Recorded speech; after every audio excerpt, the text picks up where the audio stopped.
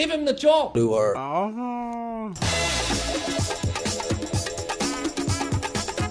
This is TalkSport. We are the two Mikes. It's time to say a very, very good morning to Mr. Mike, a Porky, a Parry. Very good morning to you, Mr. Parry. And a very good morning to you, Mike. And as you can probably gather, I am still on cloud nine from Everton's brilliant performance against Manchester City. Yeah, you said that before. Which happened on Sunday. Yeah. It's only the day yesterday. 2 days ago. No, yesterday. Yesterday, to all intents and purposes. Today is Tuesday. No, yesterday was Blue Monday, right? And, yesterday was Blue Monday. yeah. Yesterday would have been a great time for you to talk about the game on Sunday. Yeah, well... But, you know, TalkSport has been going now for over 24 hours, and that game, I think, has been talked out, to be honest. No, it hasn't been talked out. Hardly talked about at all, actually, in breakfast this morning. I got a few complaints from people saying that... Yeah. It was talked about on Jim White's show. It was talked about on Hawksby and Jacobs. It was talked about on Drive. But until I talk about it, it doesn't really matter, It was talked about on Kickoff. Yes. It was talked about on the Sports Bar with Jason Cundy. So you say. And Darren Lewis has just been on. And you talked about it in the lead up to this show. So, to be honest, I don't know what else there is to say. Yeah, well, you know... What else is there to say? Well, I was there. That makes a hell of a difference. You know what I mean? Why? Because I witnessed it at first hand myself. Did you? Yes. Right, yes, okay. yes. So I think you'll find that's quite significant. What some of the listeners have said, and many of them have said, if this turns into an Everton Fest, we'll be switching off. No, which obviously wouldn't be very good. I don't think it will do that. No. A couple of other people said, well, the last time Everton, when knocked out of the FA Cup, you spoke about them for 6 minutes and 19 seconds. Yeah, I'm afraid so. So, I mean, you can have 6 minutes and 19 seconds to talk about your experience if you wish. Yes. Well, look, I tell you what I did want to talk to you about. It was a magnificent performance, and I will say that to you. I'm terribly upset because it upset my treble, which was going very well. Yeah. I had Spurs, West Ham and Manchester City. And the idea that Manchester City couldn't beat Everton. Yeah. But, I mean, they were just hopeless. And Pep Guardiola has apparently now been given 250 million quid to rebuild his squad. Yeah. So, in many ways, every other team in the top four might have to blame Everton for unleashing vast amounts of profit and money on Pep Guardiola's head. Well, Everton have just suddenly got good and they found a rhythm, and I think have Mr. they Coleman, though? Is it not? It's not a bit early to say that. No, I don't think so. But look, I'll tell you what I will tell you about. Yes. The one of the stars of the show, old Tom Davis. Tom Davis, who looks remarkably like a young Porky. Those pictures of you when you were at university. Well, there are resemblances between me and... It's the beard and the long hair. And winners in life, you know. No, it's not so much. He's a winner. Well, he is a winner, yeah. Tremendous. When is he going to play for England? When's he going to play for England? Well, he's already been captain of the under-17s, under-18 England team, so I don't think it'll be too long before he bursts into the under-21. He gets ruined by Gareth Southgate. I'm not sure if he's played for the under-21. I don't think he has. And then the full England team. But the most interesting, one of the most interesting elements about the lad to me is that he is the nephew of Alan Whittle. I remember Alan Whittle. Now, Alan Whittle was a remarkable player because when Everton started their championship winning season, 69-70, the team was, it picked itself. I think they only used about 14 or 15 players all season. Yeah. And the two wingers in those days were Jimmy Husband on the right and Mogsy Morrissey on the left. Yes. And Mogsy Morrissey, who'd come from Tranmere... Where did he get Mogsy from? Well, that's what he was known as, Johnny Morrissey, and he was known as Mogsy Morrissey. I think probably because he was the size of a Morris Minor. You know, he carried a bit of an ale belly. But he was terribly good at... he was a kind of... You remember John Robertson of Nottingham Forest? I do, yes. A strange-shaped boy, but terribly skillful at whipping balls over. And he was a bit like that. And what happened was, 12 games from the end of the season, Mogsy got an injury, and he brought in Alan Whittle on the left-hand side. And Whittle was a revelation. He scored about 7 goals. He put the crosses in for another 5 goals that Joe Royle headed in. And I remember on the night that we beat West Brom to win it, because I was there in April 1970, Alan Whittle scored the first goal. Yeah. And Colin Harvey scored the second to seal our championship title. And he was... Well, I must admit, I did expect you to ramble on about Everton and the game on Sunday for a while. I didn't expect you to go back 30 years. Well, he was such a... It was 40 years, actually. Well, Louis Van Gaal has retired for international football. I know, isn't that amazing? I'm going to ask you to commit a tribute to him. Well. He's turned down 45 million. That's right, yeah. Well, that must make him a loser in your... That must make him a loser. Well, I shall throw my shell to the ground. Doesn't that make him a loser in your eyes? Well, I'm going to have a look at the facts and then pontificate on that a bit later in the show. You? What are you going to do that for? Well, why waste your time looking at the facts? Yeah, quite right. But I think you'll find that football's been rocked on its axis from that Everton performance on Saturday for two reasons. Yeah. I think Everton signalled now that they do have intent to become a very good football team again. And Manchester City were found to be lacking in so many areas, including commitment. Yeah. What does that say about Pep Guardiola and his ability to motivate his players? Well, it doesn't say very much. It doesn't, I agree. And I mean, immediately after the game, there was murmurs that he might just walk away from it because, he has been battered and bruised in a way which I don't think he's ever been before. I'm not sure Pep Guardiola's team, whether he was at Bayern Munich, whether he was at Barcelona, have ever been beaten so completely and utterly. Well, they've never been... Just bludgeoned, I think was the word. No team he's managed has ever been beaten 4-0. Yeah. So it's a comprehensive defeat. No, but it was not even just the goals. I mean, it's just the manner of the defeat. No, I I agree. Everton only had about, 32% of possession or something like that, and yet... they slaughtered them. Everton had 6 shots. They scored from 4 of them. Yeah. I think City had about 12 or 13. But the other issue is, because I was speaking to somebody over the weekend, is that Guardiola has also introduced an element of complete paranoia into his press conferences. When you go in there before or after the game, you have no idea what you're going to get. Right. No idea whether you're going to get a Pep Guardiola the sullen on guy. the defensive, sullen, downbeat, sarcastic, snappy little answers, or whether you're going to get a guy who's going to actually illuminate you with his football knowledge and his grace and all that. Whereas with Klopp, you get the same from Klopp, win or lose. Yes. Shrug of the shoulders, c'est la vie, that's and also, life. if Klopp's angry, he's genuinely angry. Yes, it's not that's right, you don't get the sense that he's put it on. But the other thing about Guardiola... He's not rude to anybody either, Klopp. No, he's not. No, he understands that he can be angry without being rude. Yes. Whereas with Guardiola, he came out, did he not, and say that Manchester City dominated the game. Well, it's just a laughable thing to say when you get beaten 4-0. It's very laughable, but that's probably his lack of command of the English language. What he meant was they had more possession, which they did. But possession's not much good unless you convert it into goals. It's 9/10 of the law, of course, isn't it? Yeah, of course it is. Of course it is. Yeah. By the way, as you know, during the week here at TalkSport on this show, we will be going backwards and forwards to Melbourne. Because we are, of course, having Lisa O'Sullivan watching a tennis. Melbourne, Australia? Australia, exactly right. Where somebody else has been attacked by another kangaroo, which we'll have to talk about as well. Yeah, well, we will. But it's becoming a real problem. Johanna Conti, the British player, is one set up. Yes. You'll be glad to know. Yes. Against Kirsten Flipkins, who is Belgian. Kirsten. The hard-faced Polish woman's playing, but not until a bit later. Yes. Hard-faced British woman being? The hard-faced Polish woman, yes. Radwanska, that's the one, yeah. Well, you're the one that called her that. I did. I called her hard face because, actually, what I really meant was peasant face, because there is a breed of Russian, Eastern European, Slovakian type of person. A breed of person? Yes, who are of peasant stock, and their faces reflect the peasantry within their antecedents and their history, Do you think there's any peasant stock in your face? No, there's no peasant stock in my face at all. What sort of beef stock? No, not even beef stock. I think you could say sophisticus stock. Now, what about your journey back from Goodison? I'm far more interested in that because you were worried about getting away from it's not the kind of game you can leave early, is it? Well, you can't leave it early. And fortunately, I left the minute that old Luckman, our latest young hero, by the way, didn't the boy do well? Fantastic. Considering he just come on. There is a guy from a Charlton fan has tweeted just before the show say, as I said, I think you'll find he's a great player. Yes. And you will have lots of good times with him. For a 19-year-old lad making his first appearance late on in the game, Everton still 3 up. It wasn't like he had to score a goal to save Everton from a defeat or anything. He decided to have a whack himself, and what confidence and panache he showed. Yeah. So I think that's very good for the future. Well, indeed, I think that's absolutely right. And I mean, one of the headlines on the back pages that I saw about how Manchester City humiliated by Everton's teenagers, which is exactly what they were. That's right. An extraordinary event. And in fact, the Times, you'll be pleased to know, the paper that you regard as the Thunderer, the top people's paper, called it the game of the weekend. Yes, it was. Yeah, of course it was. But we must also talk about lots of other great incidents from the weekend, which have nothing to do with Everton. But I thought you said this was all history now. I mean, you want to talk about games that happened on Saturday? Because, my game happened on Sunday. I was joking. And you're telling me that was history. I mean, I was just trying. It was just my effort to shut you up. So just get your act together. On and on and on and on. I want to talk to you about Andy Carroll's goal. I want to talk to you about Harry Kane. I want to talk to you about a whole bunch of stuff.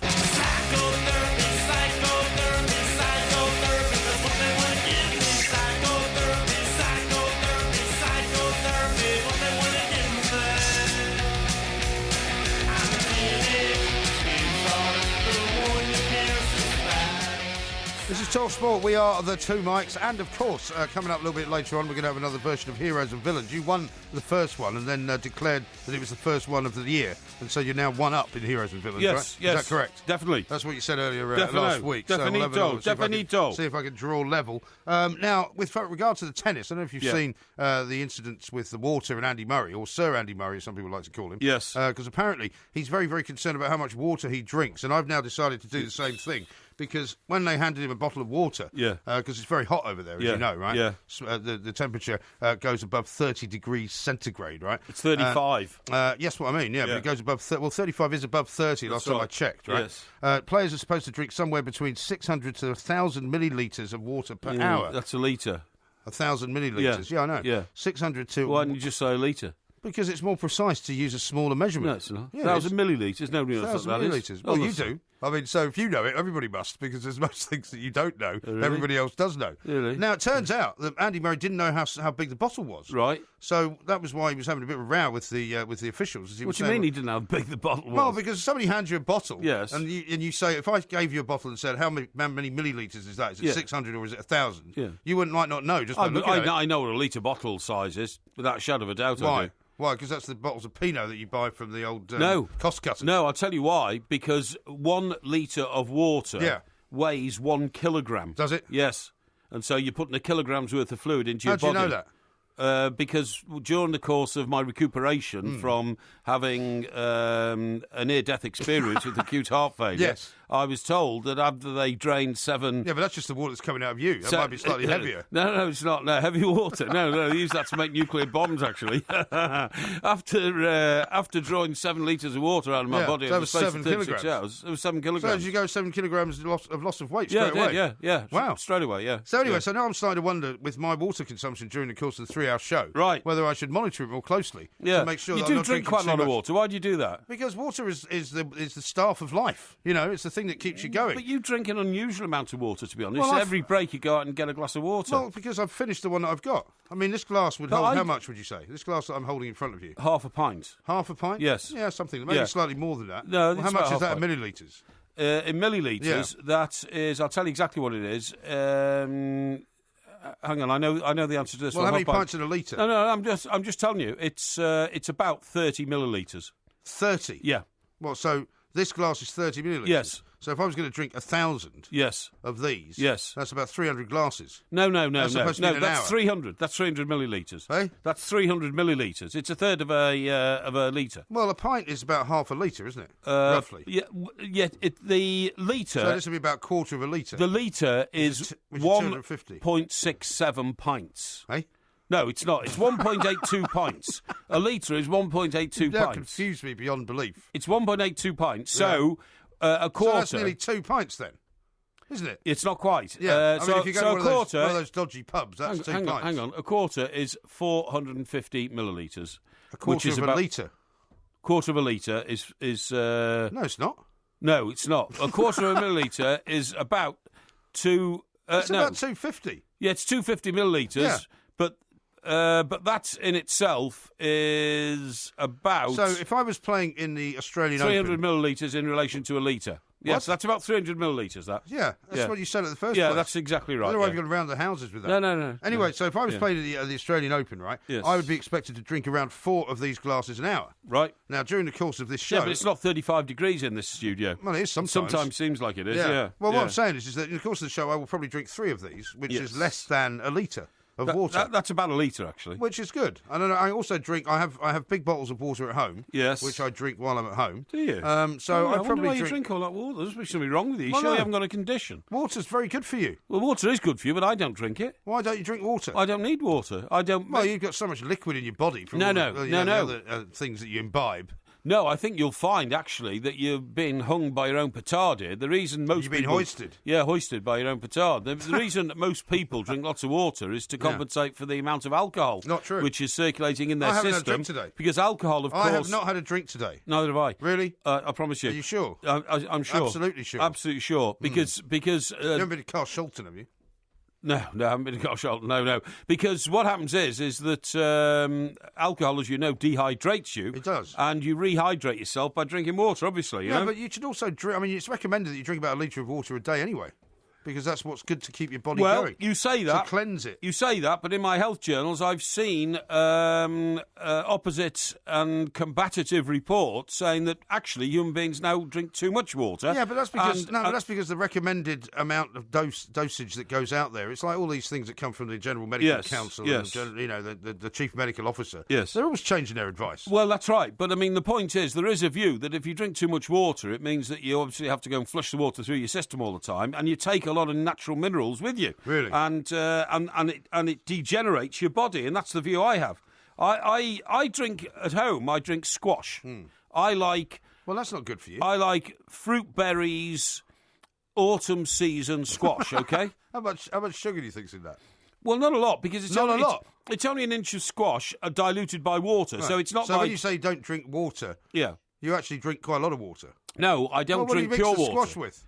With water. Well, but so I don't drink it then. No, but I don't drink water on its own. Well, you still drink water. Yeah, but water on its own I think is tasteless. I get no satisfaction out of drinking water at all because it doesn't taste good to me. I like stuff to taste good. If you drink some kind of squash or Ribena or something, you're still drinking water. But that's one glass a day, honestly. It's not like... What time of the day do you have it? 20 glasses.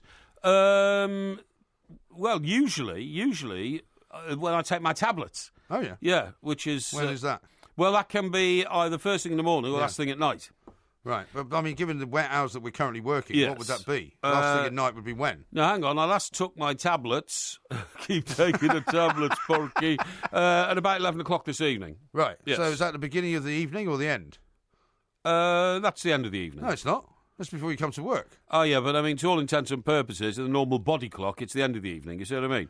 Right. Yeah, what are you watching? Sorry, I'm trying to... You know where you're sitting? Yes. You're sitting in exactly the wrong spot because they've got the scoreboard is right behind your head. Okay, that's so good. I'm going to have to get it on another screen. No, that's... one of the internal monitors because otherwise I can't see the score. Yeah, by the way, I can't wait for Porky Vision this week because really? I've seen Taboo. Oh, have you? And Taboo is written, I didn't realise, by the wonderful Stephen Knight. I told you that. Who is the author of and writer of Peaky Blinders. Yeah, I told you that. And in fact, well, that's why he's used Hardy as his main character. Well, I mean, you know, the guy in Peaky Blinders who was the mad kind of Jewish London gangster. Yeah, from Camden Town. From Camden Town, who purportedly had a bakery, but in fact all the bakery produced was... it was Hooch, wasn't it? That's right, yeah, Hooch and all that kind of stuff. You know, do you want brown bread or white bread? Do you know they're now talking about Tom Hardy as the next Bond? Which I think wouldn't be a bad shout. Well, is Tom Hardy the guy we're talking about? Yes. Yes, okay. Yeah, he's very good. Well, I'm looking for the Porky Vision if you didn't know it was Tom Hardy. And I have to say, it's very, very dark, this... Well, you know, my problem with it, right, and I've had this conversation a couple of times now with people, is I'm not sure what it's about.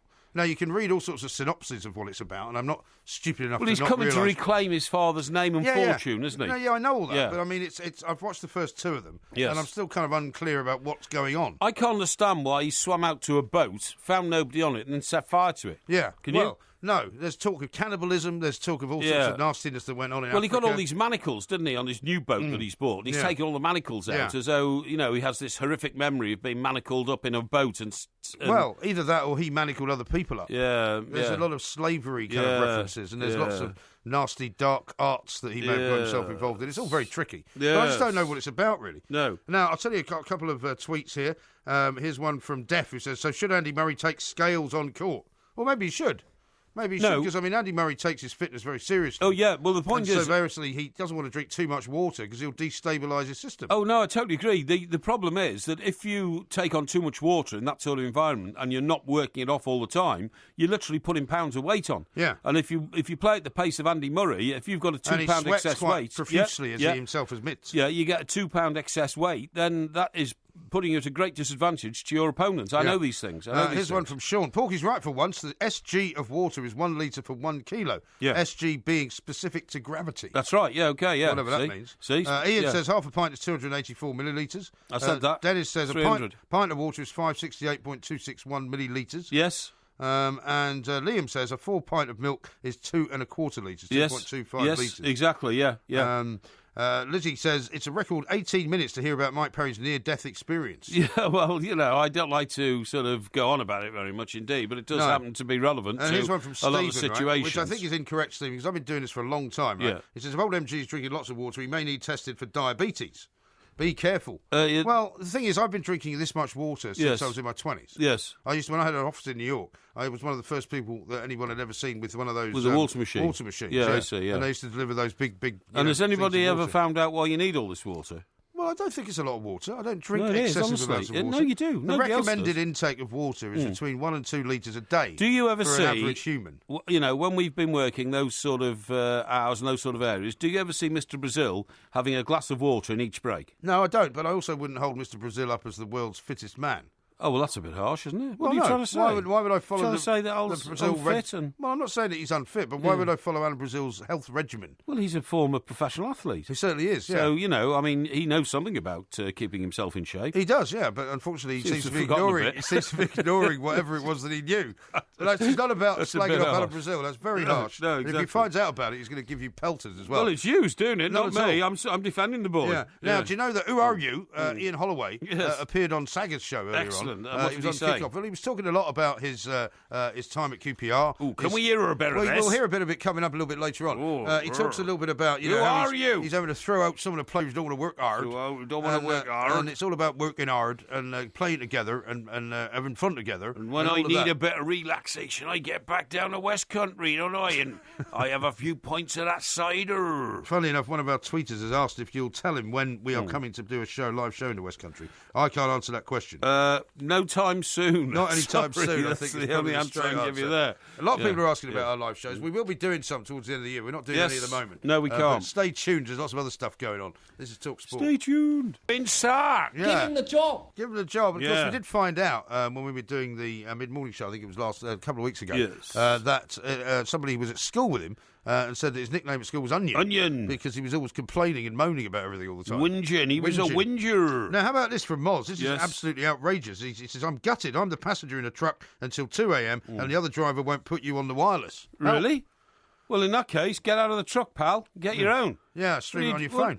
What are you doing? What are you doing? Driving around the truck that hasn't got the 2 mics on the radio. Yeah, stick your headphones in By the way, stream it on the phone. I can tell you for sure, whatever else is up on offer against us at this time of the night is garbage. Well, there's Radio 2 have seen fit to completely disavow all knowledge of anything live. Garbage. I'll tell you what, the 2 guys in America, Mike and Mike, yes. who do a show on ESPN. Yes. They're retiring. They're splitting up. Are they? Yeah. Why? I don't know. I think they couldn't take the competition. I was going to say, they couldn't take the competition and probably don't like each other very much after working at close proximity. Yeah. Here's one from Paul, who's tweeted in at the 2 mics. Yeah. He said, remember when Leicester put 4 past City? Wasn't that supposed to be a season changer for them? Don't get too excited, Porky. Yeah, well, I'm not getting too excited at all, but I mean, you have to say, when you witness a performance like that, it lifts the heart a little bit. Yeah, well, I'm glad it's brought you out of the torpor of the FA Cup as well, because if I could have transposed the 2 tweets that you put out, one after losing to Leicester, where you said, you had no word for misery, and you couldn't describe the darkness that you felt. Yes. After the Manchester City game,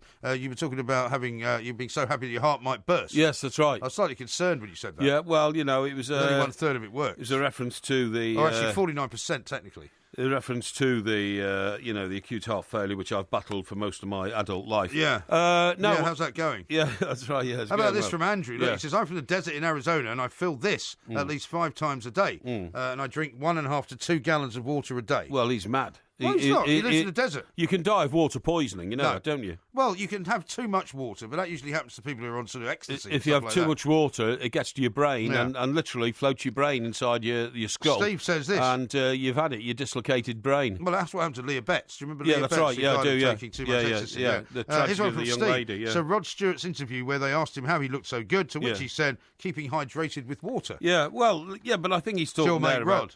My mate Rod, absolutely. But I think he's probably talking about, being on stage and the heat and the lights and all that. Well, I mean, indeed. We know how it is, Yeah, but I mean, we're involved. Not that I'm trying to compare ourselves to Rod Stewart. But we are involved in the sort of physical performance. Yeah, exactly. Sitting here. Exactly. Here's one from Ant who says Porky doesn't need any more water. He's full up on that horrible liquid casserole that he cooks. Do you mind liquid casserole? I don't know what you're talking about. And Craig says, can you not get water delivered in a flat pack bottle through the letterbox? No. Craig's in Truro. Actually, those guys who are doing the They're going to visit us, aren't they? They're going to visit us on Wednesday night. They're such nice guys, and they've said, "Oh, crikey, what? Come and see us in the early hours of the morning." You bet. We only just finished work. Do you know what I discovered, by the way? What? Because I was giving you jip about why, and I'm going to bring this up with these guys, about why you would bring wine over in bulk. That's right. And then bottle it. Yes. Because you were saying that may be what they're going to do. And I said, I'm not sure I would fancy that. Apparently, Yeah. about 55% of Australian wine that's sold here is brought over exactly that way. It is, yeah, I knew that. Did you not know that? No, you didn't What, tell me you thought that. it came in bottles? No, you didn't say that. I did. When? Huge container ships full of wine. No, you did not say that. Are heading north from the southern hemisphere all the time. You did not say that. Both from South Africa and from Australia, Incorrect. full of wine. You did not say that at all. Okay. You did not say that. So how do I that. know then? Well, because I've just told you. No, I and knew. so now you're pretending that you knew all along. I knew all along. Dennis says this, Porky thinks a bottle of Pinot Noir is water. He drinks it when he takes his tablets. Yes, absolutely. That's right, because it sounds like noir, water. Yeah, absolutely. It doesn't sound anything like that. Now then, what I was going to talk to you about was the fact that the Payet situation seems to be moving by the minute. The Payet situation is moving by the minute. Yeah. Somebody's going to have to pay it forward. Yeah. Now, also, I said to you last week. Yeah, last week. Yeah, last week. Yeah. Last week. You said, oh, I think the Diego Costa situation could just be a ruse to get him more money at Chelsea. Yes. And I said, no, you're mad. Yeah. I said his agent's in China. They're talking about a deal which is going to increase his salary by a factor of times 5. Yeah, or 7 maybe. But in fact, the latest theory is that it could just be a standoff to increase his salary at Chelsea. Well, so you're going to thank me for getting it right then? No, but only for the rest of this season, till the end of the season, and then he's been told he can go. Yeah, but why would they give him more money till the rest of the season? The chilling words that I read in one of the reports just before the show is that he has now incurred the wrath of Mr. Roman Abramovich. Yes, well, once you do that, which is not you're a very dead. good idea, is it? Well, I don't mean you're dead in the sense that I'm suggesting that, anything... Well, you're going to be rubbed out. No, your career at Chelsea is dead. Put it that way. Some kind of poisoned umbrella scenario. No, there's not going to be anything like that at all. What do you think of Paul Pogba's haircut, by the way? Well, I think Paul Pogba, unfortunately, as much as he's clearly a very talented footballer, seems to be more interested in what's going on off the field and on his hair and on the billboards going around Old Trafford than he is actually when he's got the ball. Yeah, I mean, you did say that you'd be man of the match, didn't you? I did. Yeah. And in fact... so that was probably the one Porky jinx that worked at the weekend. Well, in fact, he was man of the match, but for all the wrong reasons. Yeah. He made the most ridiculous gesture, which was to handle the ball in the area. Really but you stupid. don't get made man of the match for the wrong reasons. No. He's not man of the match at all, actually. I mean, this is a fantastic statistic. Pogba's career at Manchester United, goals, 6. Yeah. Different hairstyles, 6. he's had 6 different hairstyles. Yeah. And to have the initials PP... infused into your head. You know what he's like? Seems to me to be a little bit over the top. Well, it is. And, I mean, it's one thing if you are, one of the top NBA players in the NBA. Yes. Because it's all about image and it's all about the amount of money they've got. And he's kind of modelling himself on that kind of thing, isn't he? But he's absolutely, not in that place yet. Yeah. He is not in any way the most dominant footballer in the Premier League. No, that's right. He's not even the most dominant player at Manchester United. Yeah. And in fact, that would have to be Zlatan, wouldn't it? Who comes on again and scores the equalising goal. Definitely. What a charismatic player he is and what a good job he's done. You kind of get the feeling that neither the Manchester managers, who both started there this season, have yet found their groove. Yes. Yeah? Yes, I think you're right. Whereas you get a feeling over on Merseyside, because of course it was Manchester versus Liverpool on Sunday afternoon, that perhaps Klopp and Koeman are getting closer to their groove. Well, I would have to say, Klopp, yes, I would agree with. But Koeman, you can't really, I'm not just saying this because you're Mr. Everton. Yes. I think, you can't build too much on one result. Don't forget, you've seen Everton I agree with that. in the past having a great performance, and then the following week they'll go to somewhere like Crystal Palace, where they're going on Saturday, where we're doing the talk show, the TalkSport warm-up live before the game, and then they'll get sort of a very disappointing 1-1 draw or something. Yes, that's right. Yeah. No, you're absolutely right. Now, I would also rather like to point you to how Chelsea were very good without Diego Costa, and so it's not the end of the world if they do have to get rid of him. I want to ask you about the Andy Carroll goal. Yeah. And what about Swansea City? Because did I not say to you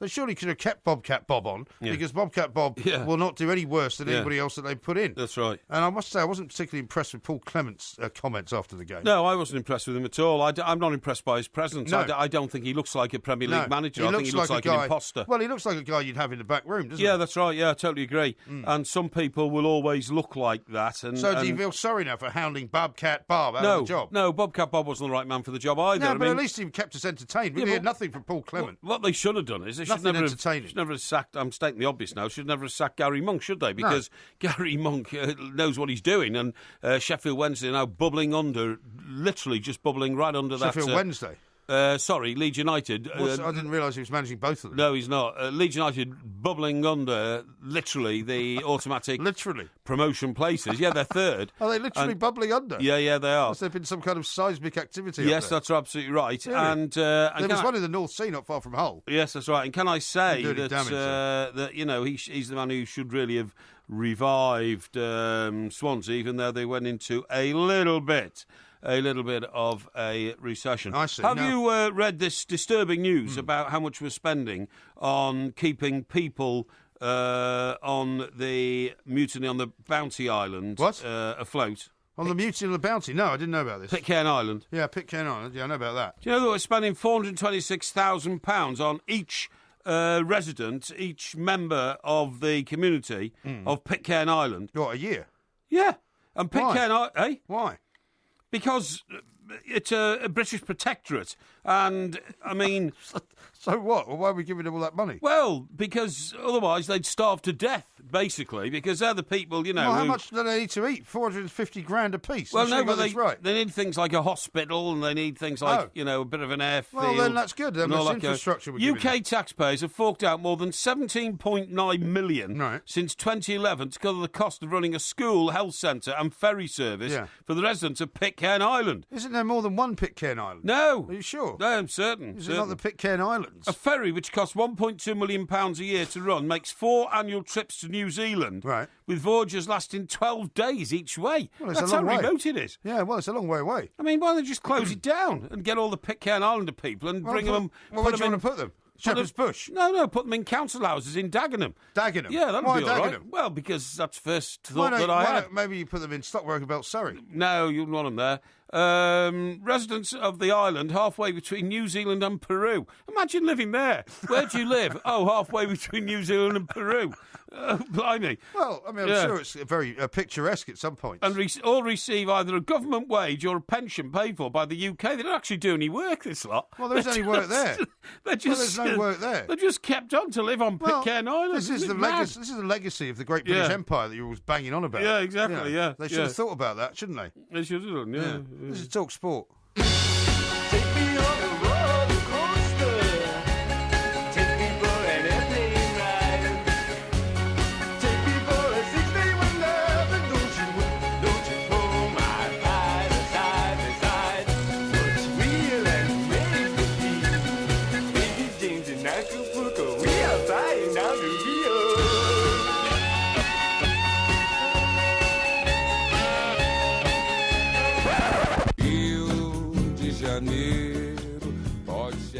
This is Talk Sport. We are the two mics, and obviously there's somebody who likes Brazil behind the glass there, because the normal Roxy Music tune has been scratched for Tim Vickery because he doesn't like it, and something else has been put on instead. Tim, a very good morning to you. Welcome.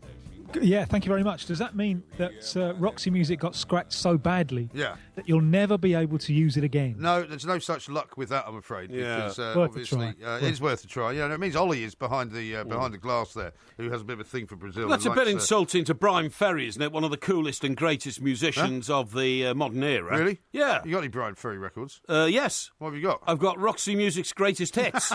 Love is the drug, and all that kind of stuff, you know. I take my place in the singles bar. You know all those, Tim, don't you? Yeah, and then they throw you out of the singles bar. That's right. I'm only ejected for being inebriated. Right.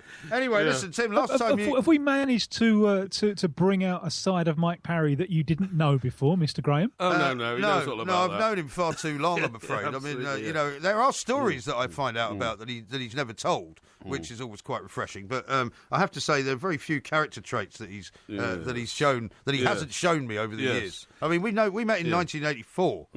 That's a very long time ago. Now, and ever since he's been dancing away the heartache. Dancing away the heartache, mate. I certainly have. But listen, just a jealous guy. Talking about things that have been going on for a while, Tim, what is this story that I'm reading that the Maracana Stadium is falling into decay and disuse? I thought they'd spend... Maracana, yeah. I thought they'd spend hundreds of millions on it for the World Cup. They did, and then they spent a little bit more on it for the Olympics, and now it's not being used, and it's in a terrible state, and it's been taken over by the cats. And if you've been there, if you know the stadium, cats, there are just cats running wild. What, you mean like stray cats? What, feral cats? Stray cats, yeah. Wow. Yeah, not including the one I think who was married to Britt Ekland. I don't think that particular stray cat has Brian been seen. Somebody, wasn't it? Was it Big Jim or Slim or something like that? Yeah, that's right. The drummer. It was the drummer, wasn't it? It wasn't a singer. No, Slim Jim. So what is the purpose of the stadium then? I mean, at least in Scotland, they let a club called Queen's Park, who have about biggest litter tray, who have about 600 fans, use Hampden Park. What is the week-to-week function of the Maracana now? Well, to provide a home for cats. And at the moment, everyone's playing pass the parcel because everyone can hear the parcel ticking. And it's ticking because someone is going to have to pay for it. Yeah. And it's an expensive job to maintain a stadium like that. It's a huge stadium. Now, it was taken over. It was built with huge sums of public money for the World Cup, rebuilt for the World Cup. And then it was handed over to a private consortium. Now, the private consortium, they want out. They can't make money out of it, partly because you remember in all those protests there were a year before the World Cup? Yeah, absolutely. They forced the government of Rio State, who were the previous owners, to change the terms of the contract whereby the new owners, they were going to demolish an athletic stadium and a swimming complex inside the stadium. Right. Well, that was politically unpopular, so the government just ripped up that piece of the contract. And the company who stepped in, they say that they've accumulated losses around $50 million over the last, since the World Cup. Right. So they don't want it anymore because the terms of the contract were changed. That particular company, it's 95% owned by a construction company who have totally been caught up in the big corruption scandal at the moment.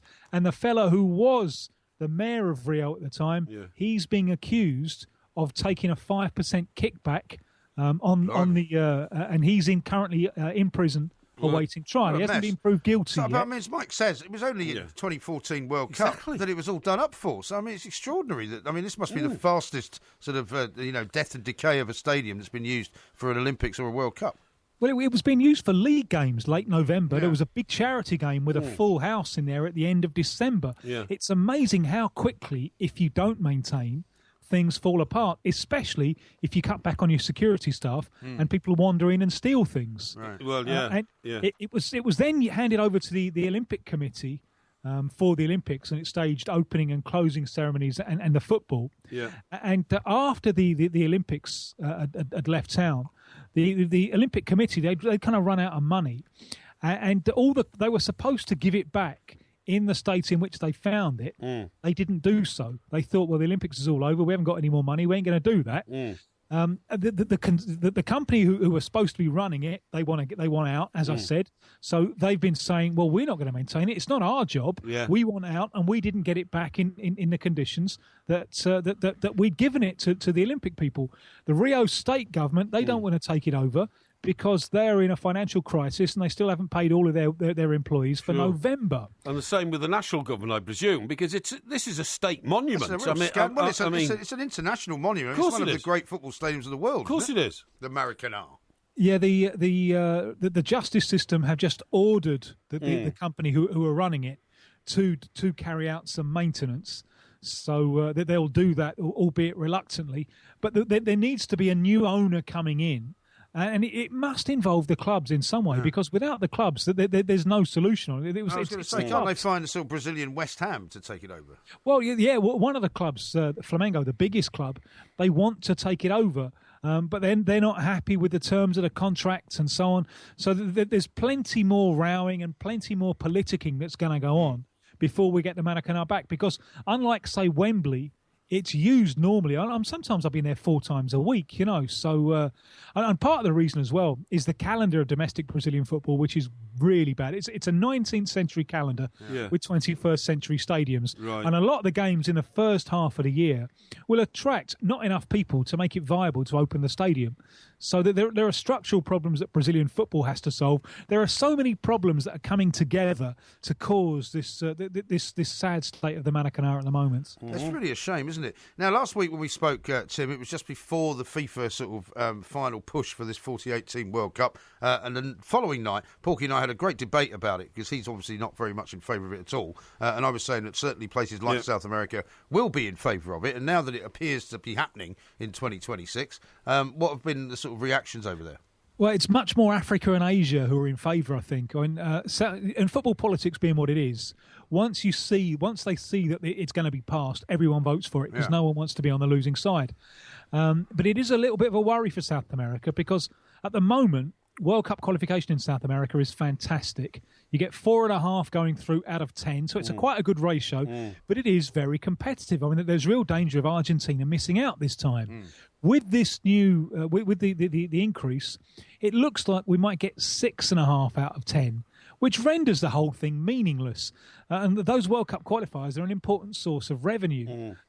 Because it's the moment when we get all the best players coming back. So it's a big moment in the calendar, which has been great, but from the 2026 World Cup will be terrible. Now, there's one possible solution that Infantino is floating, which is to merge South America with the CONCACAF region, which is North, Central, and America and the Caribbean. Now, that from a South American perspective, that's really worrying, because what would that would lead to is South America, because there are only 10, being swallowed up by that CONCACAF region, and South America becoming a bit part player in its own confederation. And you look at the power that the Americans have, the North Americans, the USA, and the American legal system already has the power to arrest people in Switzerland and get them back. So that's something that the South Americans are very worried about. So I think on balance, if they could, I think probably the majority support in South America would be to keep it at 32. They're a little bit worried about what might happen. Now, a couple of transfer-related stories. Garincha's grandson signs for Brentford. Now, there's an intriguing headline. Amazing story. How did this come about? Unbelievable story. And Garincha is the kind of Brazilian George Best, if you like. Yeah. Was a fantastically skillful player. He had bent legs, didn't he? He did, yes. Which probably helped him get around the fullback. That's right. Was that not because he suffered from polio? Polio as a child. That's right, as a kid, yes. Yeah, amazing story. Yeah, please go on. Yes. And he did sow his seed. He had something like 14 kids in Brazil. And while he was on tour in Sweden, he had a one-night stand there, led to a love child that he didn't know about for a while. And the kid himself... So his bent legs didn't stop him from a bit of Rogerising then around the world, not at all. No. Maybe it was a positive sort of aid to it, because people were curious about it. Maybe he had a bit of an attraction. That's right, yes. So he had this love child in Sweden who was handed over to a middle-class Swedish family, Ulf Lindberg. And as destiny would have it, he didn't know who his father was until he was 7, never met his father. Yeah. He turned out to be a bit of a player as well, a right winger. He had an injury, and that stopped any chance of him making a career in football. But one of his sons... a fellow called Henrik Johansson, 18-year-old, has just been picked up by Brentford, and he too is a winger. Yeah. So it's perfect for a kind of nature versus nurture debate, because now this Henrik, he's been brought up in entirely different circumstances from Gaincha, but he plays in the same position. Be fascinating to see how much of the talent he's inherited. Yeah. I may pop down there. That'd be amazing, wouldn't it? If this chap suddenly turns up in South London, big blonde guy, very Scandinavian. Why would he go to South London? He's playing for Brentford, isn't Well, he? they're in West London. West. Well, okay, West London, then that'll do. Well, north of the river. He'll probably traverse to South London eventually. It's gravity. Pop over to queue for gravity. some coffee. But imagine if he met some young lady in some wine bar in West London, and she said, "Oh, you got any sort of family history in football?" And he said, "Yeah, my granddad was Garincha." He'd be laughed out of the bar. wouldn't Yeah. it? Yeah, Probably. he doesn't look it. No, When you look at that's him, he what I looks mean. Swedish. Yeah, exactly. Yeah, but you see, that's the sort of story that would appeal to you, isn't it? Yeah, yeah, 'Cause absolutely. It's the sort of thing Yeah. you would go around and say, maybe you should try it. Yeah. Say you're his son or something. That's right. A couple of other Pele things. was my grandfather. Yeah. What about Drogba? Didier Drogba possibly heading for Brazil? I thought he'd Well- retired. Yeah, 38, but he's been playing in the Major League Soccer for Montreal Impact. Now, Corinthians, the Giants from Sao Paulo, would seem to be after him, but it's a bit strange, this story. Firstly, this story didn't emerge from Corinthians' coach or anything like that. It emerged from the marketing department. So they decided that they wanted to sign. The marketing department decided that they wanted to sign him, and they're saying that negotiations are at an advanced stage. But Drogba is making lots and lots of demands.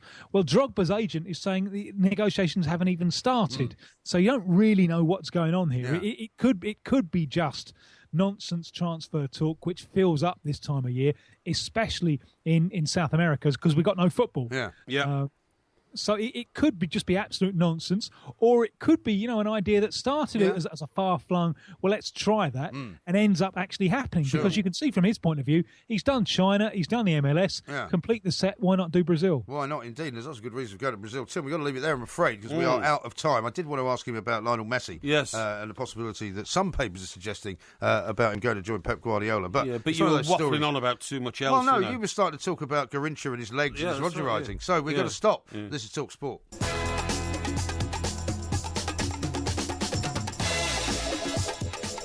This is Talk Sport. We are the two mics. Let me read out a few tweets which I've been wanting to read out for a while. Jim says he's an Irishman living in California for the last 30 years. Started listening to this show last year. He never misses it, he says. Right, that's good. Which is very nice. Andrew says Mike and Mike from ESPN are absolute porky hell. They pretty much just talk about the NFL all the time. It's overkill. I couldn't take it.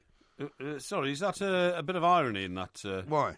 Well, we don't talk about the NFL at all. No, do he we? said it'd be porky hell. It would mean it'd be hell for you. Yes. Because listening to their show would be all about the Oh, NFL. I see. So you would hate it. Oh, you're talking about these imposters in America Well, they're called Mike and Mike. They're Yes. not called the two Mikes. No, okay. They're not trying to okay, pretend to be us. Okay. Paul says and by this. the way, I will apologise for calling them imposters because clearly they're not. No, they're not imposters, Yes, no. yes. Paul, they might call us imposters. They I think might. they've been doing it longer than us. Yes. Paul says this, my missus doesn't like me listening to the show in bed, so I brought her earplugs for Christmas. Hey, a bit harsh.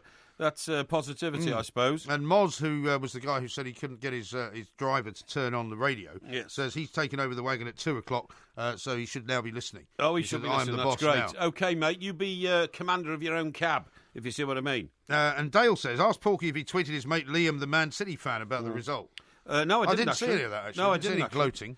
Well, there wasn't any gloating at all, was there? Even after we scored the first goal, I put out my normal tweet about calm, calm, calm. It's only one goal.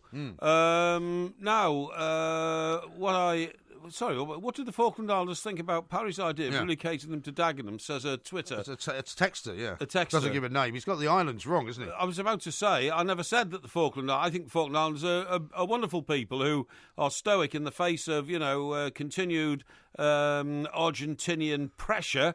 But we were talking about Pitcairn Island, mate, where people who are the descendants of the Mutiny on the Bounty people sort of live a free life with massive subsidies from the British taxpayer. Well, Coxie you wonder why? Well, Coxie Loxie may have a reason for that. He says territorial waters off Pitcairn Islands, billions of dollars worth of offshore oil reserves. Well, we don't. Yeah, but Well, we that don't might be drill the for answer. oil there. That's But maybe that's because we haven't got around to it. Exactly. It's all for the future. It's so deep that's what I mean. around there, you can't get oil out anyway. Yeah. Now, what do you think about the statue being unveiled of Cilla Black in Liverpool this week? I Which couldn't some care people... less.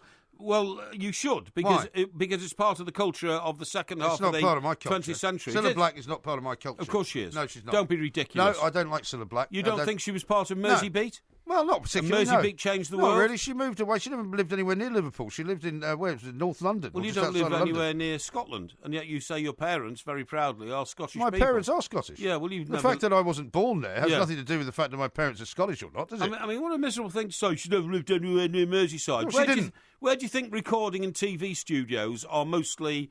Well, how about this? If the Beatles had decided that Apparent. they wanted to make a big thing out Yeah. of the Mersey Beat, Yeah. why did they not build and fund and manage an entire, movie complex, a TV Paul McCartney complex, did. and a music complex. Paul McCartney has. Well, where is it? There's a College of Music in No, Liverpool. I'm not talking funded about by College Paul of McCartney. Music. I'm not Yes. talking about College Yes, of there Music. There is. Yeah, well, there is, but that's not what I'm talking about. Well, why is there no Pinewood Studios for Merseyside? Why is there no Abbey Road Studios for Merseyside? Where do you think Oasis now live? The members of the original band Oasis. Well, they used to live in Primrose Hill, not far from me. Well, that's what I mean.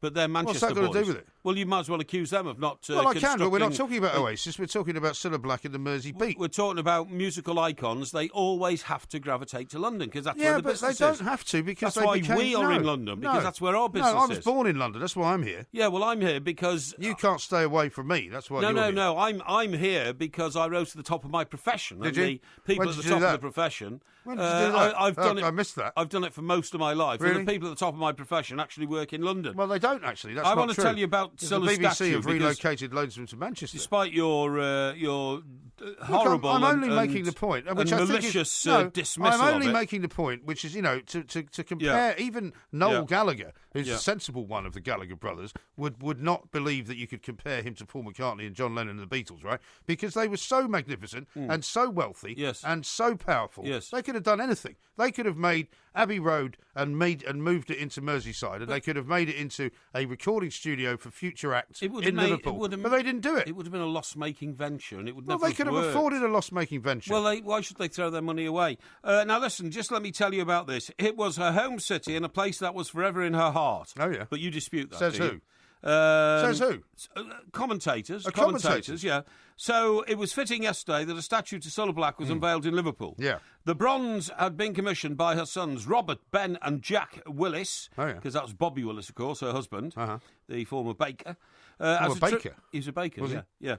As a tribute to the singer who died in August 2015, aged 72. Yeah. Hundreds of fans attended the unveiling outside the famous Cavern Club, where Miss Black began her singing career while working as a cloakroom girl. Isn't it also a bit of a So fraud? that's hundreds of Liverpool people, by the way. Oh, hundreds? Yeah, hundreds of Liverpool people. We had hundreds of Liverpool people at our show at the O2 Academy. Yeah, but these doesn't mean they're hundreds of gonna put a people statue up. went there to pay tribute to. Oh, yeah, but hang on, it's not even one the of real. their own. It's not even the real Cavern Club, is it? Because they moved it. They only moved it 3 doors away. Yeah, but they still moved it. It's Yeah, not they the did, original Cavern Club. The ceremony also marked See, the I think this 60th is typical. birthday of the club that helped launch the Beatles. Yeah, but it's not the same club. I think this is typical of this kind of maudlin sort of nonsense that people get involved in, where they go, oh, yeah, let's worship Cilla Black. She was such a great girl from Liverpool. Yeah. You know, she didn't go back to Liverpool very often. In fact, there's certain people in Liverpool who actually don't like Cilla Black very much because she was never... Oh, really? How do you know that? Because I've seen reaction on social media all day about it, okay? Because I actually read my tweets. You're talking about a tiny minority Not of at people. all. I bet you you will get many people from Tiny listening minority. to this show No. and the podcast tomorrow This who will is, say the same thing. no. You know, and they say that actually it's all very well for the city to go on about, you know, this great cultural heritage. They wouldn't allow the Cavern Club to stay where it was because they wanted to redevelop it into something else. They couldn't. All places get redeveloped. Well, for so goodness don't sake. talk to me about cultural heritage. The grave of Richard I, which was found about 3 or 4 years ago. What, in that Leicester car park? In Leicester car Yeah. park. I mean, crikey, they concreted over the grave of the king. Listen, I've got no problem. That's called development and progress. I've got no problem with progress, Yeah. but don't do that thing where you tell me that it's all about the Yes. cultural heritage of a great city Yes. when it's all absolute and utter baloney. It's not. Robert Cobleros.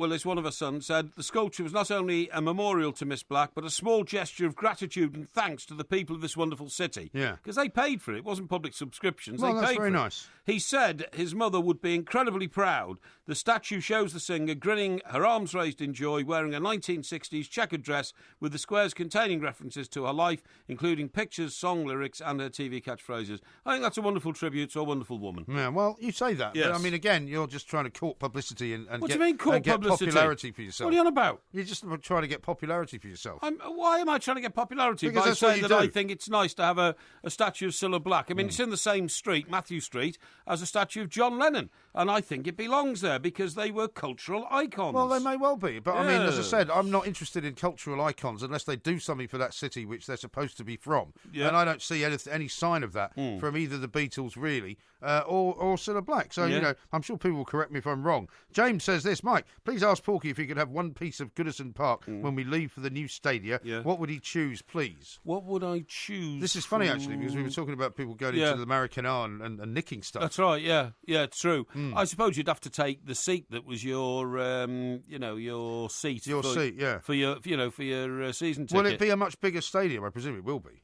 Well, I hope it'll be 50,000 or between 50 and 60, maybe 55,000 or something like that, because it's not much point in building a new stadium with less numbers than that, is there? Because I think the current stadium's capacity is just 39,000. Yes. So what I'm saying is, how will they manage the moving of the sort of the season ticket seats? Well, I don't know. I mean, West Ham had a few problems with that, didn't they, when they tried to move everybody? I mean, to be honest, I, generally speaking, apply for a new season ticket each year, so I don't always demand on keep my seat or something like that, because I might want to go and sit in another part of the stadium. Indeed, you know what I mean? Dylan says this: Cilla Black couldn't care less. Absolute loads of codswallop to include her in Mersey Beat. Blind date was her finest hour. I think that is terribly unkind. I really do, because I thought she was an absolute consummate professional, and everything she got in life she worked for because of her ability to drag herself up by her bootlaces. Okay, and so I'm a big fan. Scottish Bully says the Beatles did nothing for Liverpool after they made it and became global superstars. So much for loving their roots. Oh, come off it, man. Have you ever been to the Beatles experience down in the Albert Dock? Have you ever been to Matthew Well, that's Street? nothing to do with them, though, is it? Of course it is. They've brought an industry to Liverpool because they... No, but other people have made money off the back of it. What they unique. haven't done is go there and build this kind of cultural centre or anything like that. I just told you Paul McCartney has. He's a College of Music, which he founded and supports, and it's wrong of you to say that they didn't leave a legacy behind. They did. St. John says this: Cilla Black, musical icon, average vocalist at best, and renowned for being rude and unpleasant to the great unwashed. I've like never been aware of her being accused of that, ever. Okay. And Lee says... In fact, I met her once at the Express. She was there having lunch with Sir Nick, and she and Bobby came out onto the floor, and she was as nice as pie. She was a really? Local girl come good, yeah. Lee says, I'm with you, MG. Cilla Black, totally overrated singer who jumped on that bandwagon at the time. So what I'm afraid... a terrible thing to say. I'm afraid that nobody's in agreement with you on this. So the world was open to anybody who wanted to get stuck in those days, and she did. Who are you? Who are you? Who are you? And you talk about character. If you ain't made it and you want to, never give up, mate. Mm-hmm. And if your club never gives up, then you got one hell of a chance. And that's what people can't stomach when they see Dimitri Payet actually now saying, well, I haven't played that well, I want to leave. I don't want to play here anymore. Yeah. It was good enough for him when he wasn't famous, so why isn't it good enough for him now? Yeah. I don't get it. Who are you? Don't give him the job. No, give him a job. Give him the job. I'm telling you. I must say, I do like Ian Holloway. Don't give up. I do like it. You got character and you want to do it, you do it. Yeah, well, I mean, he's saying things that you would normally agree with, Yes, I can't believe you just make fun of him because of the way he speaks. How about this from Def? Well, I make fun of him. I don't make fun of him. You're always making fun of him. Come off He it. chased Bobcat Barb out of the Premier League. How dare you. The Premier League, rather. Yeah. You chased Louis van Gaal Yeah. out of Old Trafford. Yeah. Now you're trying to chase poor old Ian Onion Holloway, who are you, out of Loftus Road. Now, there's somebody here who thinks that you are lacing your water with gin or vodka. What? Can somebody check MG's bottle for vodka or gin? Might be the secret to how he's managed working with Porky for so long. Yeah. And that's actually, that's not a bad thought, but I have to say, there may be some people who've done that in the past in the radio business, put stuff in a glass that, like that guy at the Express, it was Terry Manners, wasn't it? He used to keep a beaker on his desk, which was technically supposed to be water, it was actually wine. I didn't know that of Terry. Yeah. I tell you what, I do know. He used to send that little. Do you remember that little sort of rather rotund guy that was the copy taster? He used to sit on his right. Yes, that's right. Yeah, I can't remember his name. He used to send him down to the bar to get a glass on regular occasions. To bring him up a beaker full of wine. There's one occasion when I'd been in Moscow, right, and I'd come back and all that, and I had this fantastic bottle of vodka, which is about like 87% proof or something, right. And I had an office. At the time. Yes, well, you shared it with him, didn't you? No, he coveted this office. I didn't share it with him. And I occasionally let him use it, you know, and, because he said he had nowhere to interview people. And all. I said, well, take him to the pub like everybody else he didn't does, need to interview anyone. No, he didn't need to interview. He's the night editor, so, I mean, who did he want to interview? I've no idea. Yeah, subs, probably. I was, by that time, the assistant editor, Yeah, but you were supposed to be sharing the office with him. No, I wasn't. Yeah, you were, because they didn't have enough offices. No, well, that was their fault. I commandeered the office, and the editor endorsed it, and it was mine. No, it wasn't. And I wouldn't give him a key to it and all that kind of stuff, exactly. Anyway... Did you not have the lock changed? I didn't have to have the lock changed, so I wouldn't give him a key. And I instructed everybody else who could order keys not to order a key for him. So, but anyway, on one occasion, he said he had to hire a new, chief sub or something, And I said, he said, can I borrow your office this afternoon? And can I, use it to, I said, yes, okay. I said, because I'm going to be busy out on the floor. It's all right. Anyway, what had happened was my office had a fridge. And I brought back this 87% proof bottle of vodka, from Russia. Yeah. Which at some stage I was going to use to invite a few sort of fellow execs in. Yeah. And we were all going to share a glass. And talk. A couple of the secretaries? Yeah, definitely with a couple of the secretaries. Yeah, we're going to share a glass and mock most of the rest of the staff. Did you see somebody put that picture out again the other day? Yeah, I did, You know, that big, wide... That was amazing. Yeah, wide picture where a few people noted that in front of you there's a couple of women on their knees. Yes, that's right, yeah. You don't want to read too much into that, obviously. That was one of those pictures taken for somebody who's in hospital suffering from some terrible disease. Was it? Yeah, and everybody said, let's all get together, take a picture, and then... It wasn't Bob, what's his name, was it? It might have been Bobby. Bobby Coxworth. Yeah, Bobby Coxworth. Who was unfortunately suffering from cancer, but was fine until the editor paid him a visit. Yeah, when he actually died while the editor was there. Yeah, and he then from that point on became known as the Grim Reaper. Well, funny enough, that was because a few months earlier we were on our way to see Jean Rook, and she was in a sort of last chance hospital, if you see what I mean. She'd been she wasn't very well. No, she'd been unfortunately diagnosed with terminal disease. Yeah. And halfway there, we got a call from the place saying, "Don't bother, she's just died." Yeah. And so we had to turn around and come back. Yeah. So there was a bit of the Grim Reaper about it, but that picture was, we took the picture, turned it into a card, and sent it to him. But anyway, the point of my story is Terry got into my office this afternoon, and then somebody came in and he said to them, "Would you like a glass of water or something?" And he opened the fridge. The only thing in the fridge was my bottle of 87% proof vodka. Well, surely he didn't think that was water. Oh, no, he didn't think it was water, but he spotted it. So he got the interviewing process over very, very quickly, So, you're hired or something, you know what I mean? Then he invited a few of his mates from the back bench in, and they started getting on, and they were completely paralysed with drink. They didn't realise how strong it was, and they were incapable of working for the rest of the afternoon, and the paper very nearly didn't come out. Which is unusual, because that was the way they spent most afternoons. Yeah, absolutely. But this Not on that sort of proof. This was super bladderation. I mean, they were falling over. Super bladderation. Yeah, they were, and one of them complained of having double vision, so he couldn't draw a page up and all this kind of stuff, Shocking. And it was a shocking business. Now, talking about the privileged in life, right? Yes. What do we think about the report that the 8 richest men in the world are worth the same as half of the rest of the population of the globe? It's funny you should say that, because I got involved in a bit of a Twitter sort of spat earlier on in the day. Right. Because I took the view that, well, of course they're richer than the people, the 2.6 billion people in the world who haven't got anything. Yeah. Because they haven't got anything. No. I mean, I'm richer than them, than the 2.6 billion people in the world who haven't got anything, because they haven't got anything. But it's quite amazing, this figure. The 8 richest billionaires on Earth have as much wealth as half of the rest of the world's population. Yes. But they haven't got any wealth, though. The tycoons have no. Well, yeah, but at least you'd think that, if there's 3.6 billion of them, which is half the world's population, even if they only had... I thought it was 2.6. Is it 3.6? 3.6, yeah. 3.6 billion, yeah. If they only had £100 each, right? Yeah. That would make that sum 360 billion, wouldn't it? Yes, it would. And the total worth of the tycoons is 349 billion. Yes, right. So that they haven't even got £100 each. Yeah. So it says here. Well, people get very worked up about this stuff. I'd need to see the methodology that they've used for it. Okay, well I'll show you a bit of it. Yeah. The tycoons have together amassed fortunes totaling 349.8 billion, but the planet's poorest 3.6 billion have got less than that between them.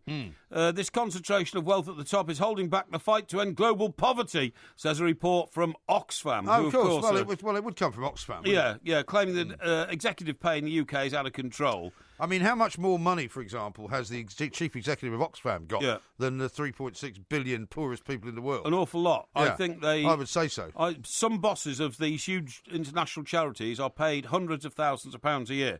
Now, it says Microsoft founder Bill Gates tops the Oxfam list with a fortune of 61.6 billion. Yeah, but he gives loads of his away. He's got a foundation. He has, yeah. He does an awful lot of good stuff for charity. Yeah, he is followed by Amancio Ortega, the Spaniard behind fashion chain Zara. Oh, yeah. Must admit, I've never heard of them. Zara are massive, yeah. Is it? Yeah, okay. Well, you can get the stuff. I mean, they have Zara clothes shops here and a couple of Zara homes. But you go to somewhere like Barcelona, they're everywhere. Are they? Yes. Right, okay. Great shop, actually. Okay, who is worth $55 billion, and legendary US investor Warren Buffett, who is third with $49.9 billion. Yeah. You see, I'm amazed that Bill Gates is still top of that, because when you think about it, Bill Gates has made that through the manufacture and marketing of the computer industry, right? Microsoft is his Microsoft, company, of course it is. Whereas... Well, they, for the very longest time, were the only real platform, really. adversary to Apple as well. Yes, that's right, yeah. But I'd have thought that, over the decades that the Middle East sheikhs have been able to stick a pipe in the ground and liquid gold, black gold, has surged up. I would have thought they'd have amassed much more money than they have. Well, the thing they're not even in the top 6, which I think's amazing. There's not a single sort of Middle East sheikh, from Dubai or Qatar or Saudi Arabia in the top 6. Yeah, but like a lot of these lists, you see, the problem is they only really estimate them. And if it's Oxfam, they won't have access to that kind of money. I mean, the Sultan of Brunei, where is he? Oxfam won't have access to what? They won't have access to the kind of information that they could say... Information? You said the money. Well, the money information, effectively. They won't be able to know... information. Yeah, they won't be able to find out the inner workings. Surely they must, because they must go to experts and say, what's Bill Gates with? Yeah, but all they can do is go to Forbes magazine. Yeah. They can go to the Sunday Times rich list, right? Yeah, but they should all record as well the wealth of the Middle East sheikhs. I mean, I used to know the guys who put the Sunday Times rich list together, a guy called Philip Beresford, right? Right. Fantastic researcher, great journalist. Yeah. But even he always said, there's only so much we can approximate. That's right, yeah. Because we can't get into, for example, Richard Desmond's bank account. That's right. You can't find out what the owner of the Express actually is worth. That's right. You can't get into, Sheikh Mansour's bank account to find out exactly what he's got. That's you can't really... You can only estimate what Roman Abramovich has got, judging by the sort of things he's bought. Yes, that's right. Do you know what I mean? Yeah. I mean, I'm really getting more and more disheartened by these ridiculous reports that keep getting put out by these people that say, totally agree. Rich people are bad, poor people are good. That's right. Can you not do something about it? See, there's another statistic here that Oxfam report. It says the richest 1% of the global population own more wealth than the other 99% combined. Yeah. It's amazing. Well, I'm sure that's true. That's why they call them 1%. And the reason they publish this is they're having a go at the World Economic Forum, okay? Because that's the one that goes on in Davos, and it says the Oxfam report shows concerns about inequality and stagnant living standards have been blamed for political upheaval across the West, and yet the world's richest people go to a ski resort, Davos, the annual gathering of the rich and powerful, which sees politicians, captains of industry and corporate fat caps rub shoulders with bankers, diplomats and celebrities whilst talking about the fate of the poorest people in the world. Yeah. They say they're committed to improving the state of the world, but it never seems to happen. Yeah, well, that's because no matter how much money you throw at things, I mean, the NHS being a great example of it, you can throw billions and billions of pounds at things. Agree. And unfortunately, it doesn't change. I totally agree. Live Aid was trying to get rid of poverty back in the 80s. Yeah, it didn't succeed. It didn't succeed. I mean, it's the old adage which I stick by. It's one of the maxims of my life, and that is that if you give a man a fish, you feed him for one meal. If you teach a man to fish, it depends if you deep fry it or not. He can feed himself forever. What? See? That's one of my maxims. It's not one of your maxims at all. If you're not winning, it's because you're not trying hard enough. Was that not one of... That's another one of my maxims. Yeah, no, but that's not quite in the same category, is it? I'm sure the other one wasn't by Mahatma Gandhi. No, I think it was by Jesus himself. Jesus? Yeah. I think he said that, didn't he? No. When he was breaking the loaf and the fish and all that? No. Feeding the 50,000 with a 5,000. With a couple of loaves of bread and a couple of fish? It was 5,000. The magic fish never seemed to run out. You'd have liked Jesus to be around. He turned the water into wine. He turned the water into wine, and it'd be like having one of those everlasting pints of beer, wouldn't it? Never empties. Like that terrible joke, which we can't repeat now because it's on PC. This is Talk Sport. Yeah.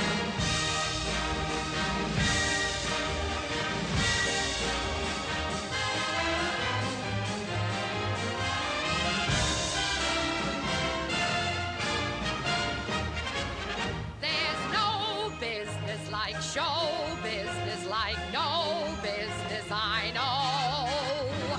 Everything about it is appealing. Everything the traffic will allow. Nowhere could you get that happy feeling when you are stealing that extra bow.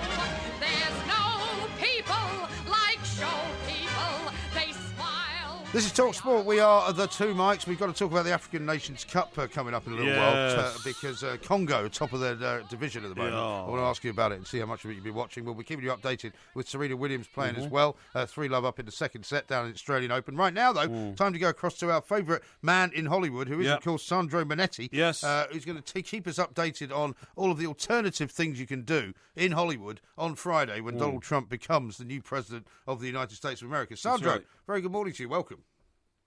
Well, hello again from the disunited states of Trump. And one thing you could go and do is see your favorite entertainer in concert, because I guarantee none of them will be at Donald Trump's inauguration. Well, I mean, Sandra, this is absolutely amazing. I remember when I did Bill Clinton's, right, in sort of 91 and all that. And Fleetwood Mac were asked to reform for the president, and they couldn't wait to get there, and every other group was queuing up.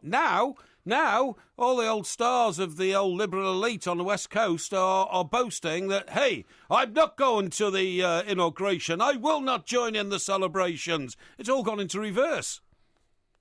Even those who weren't invited are tweeting, well, I'm not going, I'm not doing it. It is actually a big event. I mean, in Britain, it's more than 60 years since we last had a coronation. Here in America, they have a coronation every 4 years. Yeah. The pomp, the ceremony, the pageantry, and part of it has always been the big over-the-top celebration. I mean, when Eisenhower came in, he had elephants, lions, and tigers, and 73 marching bands. Obama had Beyonce, Aretha Franklin performing. Yeah. All Trump's got is the winner of America's Got Talent from 5 years ago. Has he got Paul Anka as well? 3 or 4 Rockets. Hasn't he got, no, he's not even got Paul Anka. No. We were told last week that he was going to get Paul Anka, and there was going to be some version of My Way executed in some form. Yeah, even that doesn't look like it's going to happen now.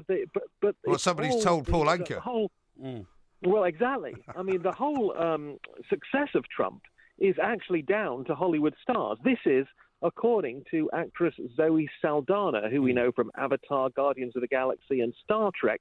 She says that she's by no way a Trump supporter, but she thinks that all the criticism by Hollywood stars, Meryl Streep and the rest, was counterproductive because it made people feel sorry for Trump, that he was being bullied by Hollywood. And they were saying, we'll show you, we'll vote for him.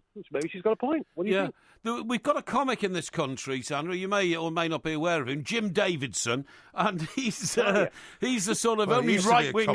he's the sort of the only right-wing entertainer in the whole of the world. He's the only guy who's ever stood up... I understand he's playing the inauguration, is that right? I was going to say, he's the only guy who ever stood up and said, I support Mrs. Thatcher, so maybe Donald Trump will invite him over to tell a few jokes. Well, I don't think his chalky white impression would go down too well, given the right-wing extremism of some in the Trump campaign. He's going to end up with Michael Gove and Nigel Farage doing some kind of comedy double act, isn't he? That's right, yeah.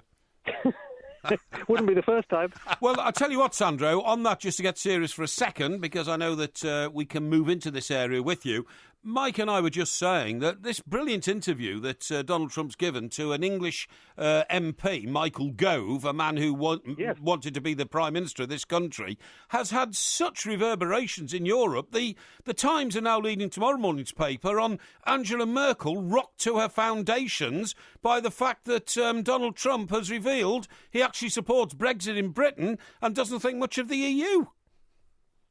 Yes, indeed. It's fascinating. I mean, it's a whole new ball game now. The way things have been done, I expect Donald Trump's first act in the White House will be to send a tweet. I mean, it's so extraordinary. You had the idea of world leaders phoning Trump Tower and asking to be put through to the president. I mean, it's a whole new way of doing things. Theresa May hasn't got anywhere near Donald Trump. Farage was first in there. Now Gove's got the interview. Yeah. It doesn't look good for Downing Street. It really doesn't. But funnily enough, talking of glamour, have you seen yet, or has it come out yet, this photo shoot that Theresa May is supposed to have done with American Vogue, which sounds very odd to me. Yes, it's getting lots of headlines over here. Maybe she's trying to take the attention back from Trump. It's funny. Theresa May, she only makes the news over here with her leather trousers and her fashion shoots. Yeah, well, indeed. Well, in fact, Mr. Parry here had an interesting theory about why she's done it with American Vogue, didn't you? You were telling me this earlier. Yeah, the reason is, Sandro, is that Sam Cam, who is David Cameron's wife, very glamorous woman, very good-looking woman, her sister is the deputy editor of the English Vogue. And so she said, no, forget that. I'll go and do it with Anna Wintour over in America. And that's a smack back. But there's two fingers up to Sam Cam, right? It certainly was, it certainly was. But there's no doubt about it. It's going to be It's going to be the most fascinating inauguration ever. We've just been seeing the pictures in this country of the two models, the security staff who've stood in for Donald Trump and Mrs. Trump in the rehearsals and all that. And I've never seen that before. I've never seen that as a public news story before, days before the inauguration itself, because it is attracting that much attention. It's going to be fascinating who's there and who isn't there. I mean, 16 opposition Democrat politicians already say they're not going, but Hillary Clinton is going. I mean, of all the times to take a sick day, seeing the guy she actually beat in the popular votes by 3 million votes get the presidency, that's the close-up I want to see. It's going to be a fascinating piece of television. And also, what kind of speech is he going to give? Is he actually going to be presidential and diplomatic and scaled down like he was in his first remarks after winning the election, or will it be a complete circus like it was in the press conference the other day? Fascinating, really. Do you think Do you think Hillary still harbours ambitions for some political role? What you've just said now about Donald Trump said he was going to jail her. Now he's gone the other way, and he's said a few nice things about her. I mean, is there any hope she might be an ambassador abroad for America or something like that? Under Trump? Yeah, I think so. Why not?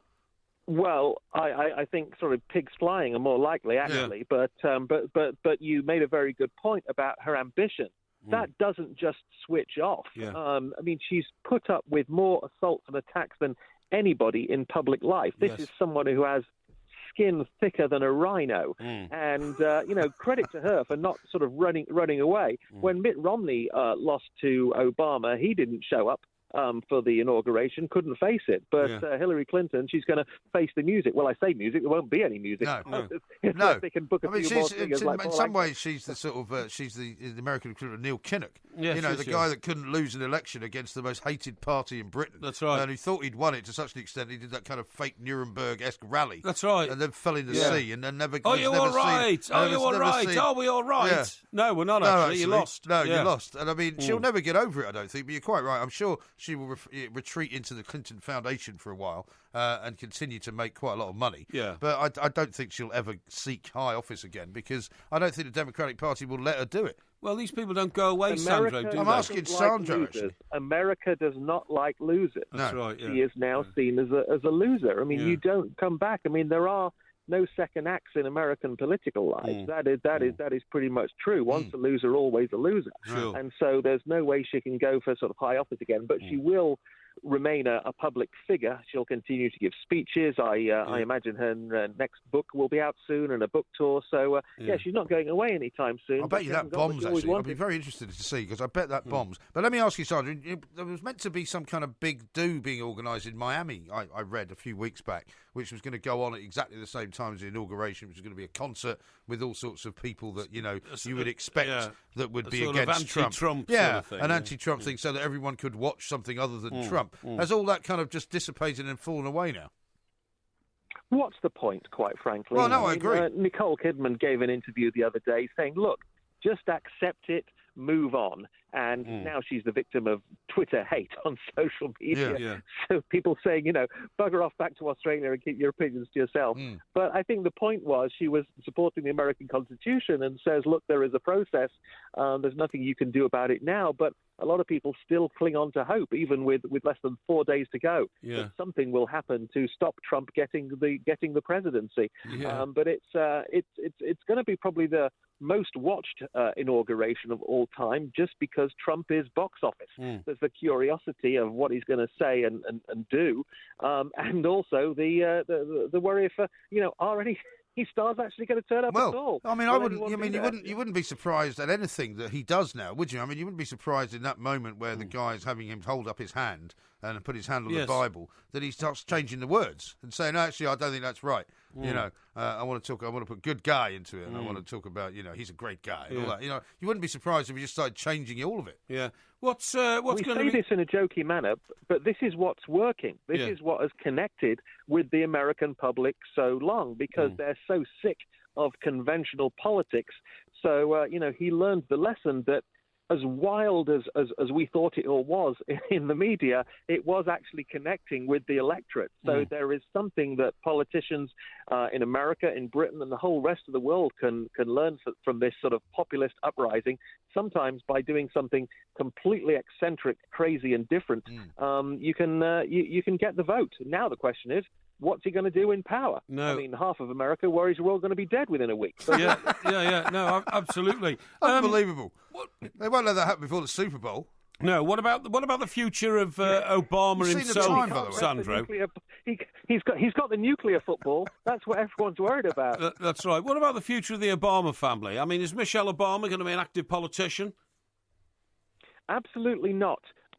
Even though the Democratic Party would love her to run next time, she has made it clear she doesn't want any part of that. Right. She's going to remain a public figure and fight for her causes and going to be very much an influential figure in the Democratic Party. But in terms of getting the top job, no. In fact, nobody seems to want it. I mean, after the ordeal that was the presidential campaign, who would actually put themselves up for that unless they were an egomaniac mental case? Yeah, well, indeed. I mean, that's the point. I mean, only somebody There's plenty of those in America. Only somebody Donald Trump will go up against Donald Trump. But I'll tell you some more about Barack Obama. About Cilla Black, we talk about Mersey Beat, we talk about what the Beatles did for Liverpool. I mean, we talk about Beatles a lot. No, listen, maybe Rishi said, why are you all going home to England? John Lennon said, well, if you're so cosmic, you should know. Yeah. But in much coarser language. Yes, you see what I mean? indeed. But the other guru was this guy called Magic Alex. Anyway, he's the head of electronics at Apple. Mardas, this guy called Alex Mardas, Magic Alex, promised that he was going to invent a paint that would change colour at the flick of a switch in every room. He also promised all the Beatles... Why don't you just do what we do in here, which is different coloured lights? I don't know. I didn't think they had that sort of technology in those days. He also promised each of the Beatles that he would invent an invisible force field that would surround their homes so that fans wouldn't be able to get in and people wouldn't be able to, throw things over the wall or anything like that. He was going to invent wallpaper that had loudspeakers in the width of the wallpaper. Well, he convinced them all that he was going to do all this. And something that actually works today but didn't have a hope in hell 50 years ago, a telephone that responds to your owner's voice and can identify callers. He also told the Beatles that on the roof of the Apple building he would build a spaceship and a flying saucer and make it fly. Was he taking very many hard drugs, this guy? Well, who knows? Because, I mean, the whole rest of the world was. But none of those sort of things happened. But the problem was, Lennon was a big fan of his. Right. And George Martin, the Beatles legendary producer, started to complain that Mardos was a very unwelcome presence at Abbey Road recording sessions. No, I bet he was. Because he was trying to sort of interfere with the equipment and all that kind of stuff, And he said, George Martin said, I found it very difficult to chuck him out because the boys liked him so much, since it was very obvious that I didn't. A bit of a schism developed between us. Yeah. Anyway, his involvement with the Beatles cost them a total of £4 million.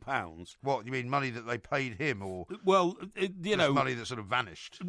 Investing in projects which Magic Alex said were going to work, and make Apple a world-leading company in flying saucers. And did he become a sort of millionaire then while he was associated with them? Well, he survived two of them, obviously, because the reason I'm telling you all this is because he's just died. Oh, okay. But the point is, he made most of his money after the Beatles split up by suing people who called him a crank. Well, you're all right now because, of course, he's passed on. Yeah, Paul McCartney says that the problem was John introduced this guy as a guru, and then there was pressure on him to perform like a guru. Yeah. So he didn't actually have any powers until John Lennon said he had powers, and then he had to sort of invent a few powers, Right. And as a result of which he was... But that's the other funny thing, isn't it? When you think about a lot of these guys, and of course they were very young and all of that, but you can't believe how gullible they were. So many of these kind of con men were knocking around who could just extract money from them. Yeah, that's right. He says he sued a lot of people and won a lot of money, and he says what I've just said about that phone of his, shout at the phone and it'll call for you. He says, I invented a large number of electronic devices, none of which had anything to do with the music or the business of the Beatles, which are in common use today. That's what he claims. Yeah, I mean, you've got voice-activated stuff in the car now, you've got voice-activated phones, you can do all that. Yeah. But I'm sure it wasn't anything like what he was doing at the time. Yes, that's right. You Yeah, know what I mean? Yeah, that's right. Yeah, it says here. Can we stop talking about the Beatles now? Well, just the last thing, he got rid of the Maharishi, right, because he felt jealous about his John Lennon's affection for him. Yes. So Mardus told two of the Beatles that their spiritual guru was a sexual predator. And the Maharishi was? Yeah, the Maharishi. Yeah. And said that they should leave him before the Maharishi invoked a black magic spell. And Cynthia Lennon later said that in a fit of jealousy, Mardus had invented the story to undermine Maharishi's influence. Oh, dear. Lennon believed Mardus and alluded to the Maharishi's supposed transgressions in the song, very famously, as we know, Sexy Sadie. Sexy Sadie. Yeah. Well, there we are. I think they were all smoking a bit too much marijuana at the I time, think to be they honest. were, yeah. How about this one from Ian? Yeah. Just to let you know, guys, Alan Birchinall was discharged from hospital last night That's good after news. having a pacemaker fitted. Good They for had a him. big sort of couple of posters at the Leicester game against Chelsea at the weekend. Yes. Wishing him well. So that's good that he's on his way to being better. That's right. Scott says this: Porky doesn't get the same seat at Everton each season as the people he sits next to request he is moved elsewhere. No, it's not that, That's a bit harsh. actually. It's not that, actually. It's just that sometimes, striking up relationships with people around you is always it's a kind of nightmare, isn't it? It's a minefield because you don't know whether, you're supposed to be, I don't know, sort of what you're supposed to be, really, around people. So Peter says this, egomaniac mental case. Porky, do you have dual citizenship? You'd be automatic over there. What do you mean? He's talking about you running for president in America. Oh, I see what you said mean. you'd have to be an egomaniacal mental case. Yeah, well, you would, I suppose, wouldn't you, to do that now? The thing is, when you look at those list of billionaires, half of which are American, you can do much, much better in America as a businessman than you ever can as a politician. Well, funnily enough, I saw Rodney Marsh tweeting something out Yes. in which I didn't follow through with the exact figure where he got it from. Yeah. But I think the same kind of figure was put out, or the same kind of financial information. Yes. That 70% of the world's richest people live in America. Yeah, well, I'm sure they do. Yeah. And I think of that in America, about 80% of them live in California. Well, I'm not because sure. Because of Hollywood and... Well, there's Hollywood and all that, there's the computer business That's and all right, of that. yeah. That may San well be right. Francisco and all that, yeah. That may be right. Still a lot of tweets going on Cilla Black. Scott says, I put Cilla Black in the same category as Ken Dodd. Entertainers, but definitely not greats. Yeah, but the fact that they made such an impact on the world, on the culture of the 20th century and all that, I don't know how you can dismiss all that, and I think it's rather small-minded to do so. Well, we were talking to Sandra Lee, just to change tack for a moment, last week about this guy whose two daughters were attacked by a hissing kangaroo. Yes. Right, there's been another instance of it. A few people have been tweeting us about that. Yeah. This one from a woman by the name of personal trainer Debbie Urquhart. Yeah. She was out running on a bush track when a 2-metre tall big boy came out of nowhere and started running and started attacking her. She said it was like a damn truck. Yeah. Left her scratched, bleeding, and needing emergency surgery. It's terrible. Do you think there's something going on? Don't know. Maybe. Well, we never used to read about kangaroo attacks, did we? Yeah, maybe some outside force, like some alien power or something, has suddenly seized the minds of kangaroos. She says he and pushed told me them down. we're going to take Australia first. He pushed me down with his back feet and then just sort of clawed at me. Yeah. Me protecting myself is how my arm got ripped so badly. He could have got to my stomach or anything, but I sort of protected myself with the grass, and thank God he moved away. That must be a terrifying experience, being Yeah. attacked by a giant kangaroo. Listen, there's a tweet here. It says, I wonder what Porky's obsession would be if the Beatles had never existed, says William. Well, the Well, answer, it'd be Everton, wouldn't the answer to that, William, is that the Beatles did exist. So you might as well say to me, I wonder what Porky's interest in history would be if the Second World War had never happened, if Trafalgar had never happened, if Waterloo had never happened. They did happen, and the Beatles did happen. And all those events that I've just mentioned to you, including the Beatles, changed the world. And so you have to be aware of it. It's not an obsession. It's an interest in of how course the not. world has been formed. You just mention it every single show, though. Matt says this, I used to quite like the Beatles till I started listening to Porky go on and Oh, on and that's on very and nice. on and on and on and on about them.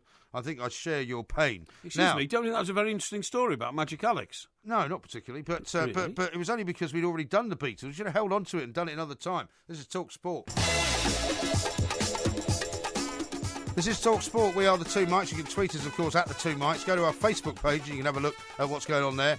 You can also go to our website, thetwomics.co.uk, where you can find all sorts of delights, T-shirts, DVDs, that kind of thing. And, of course, Two Mics TV is about to be expanded, I suppose you might say. We're going to be doing a little project on that, Yes. which we'll tell you more about towards the end of the week. Exactement. I would say. Now, there's lots of tweets in slagging you off about the Beatles, but I don't really want to read them out because I don't want to start the conversation again, to be honest. You know what I mean? Yes. But what I do want to do is give you a little gift because I've just been downstairs and I found these and I thought you might quite like them.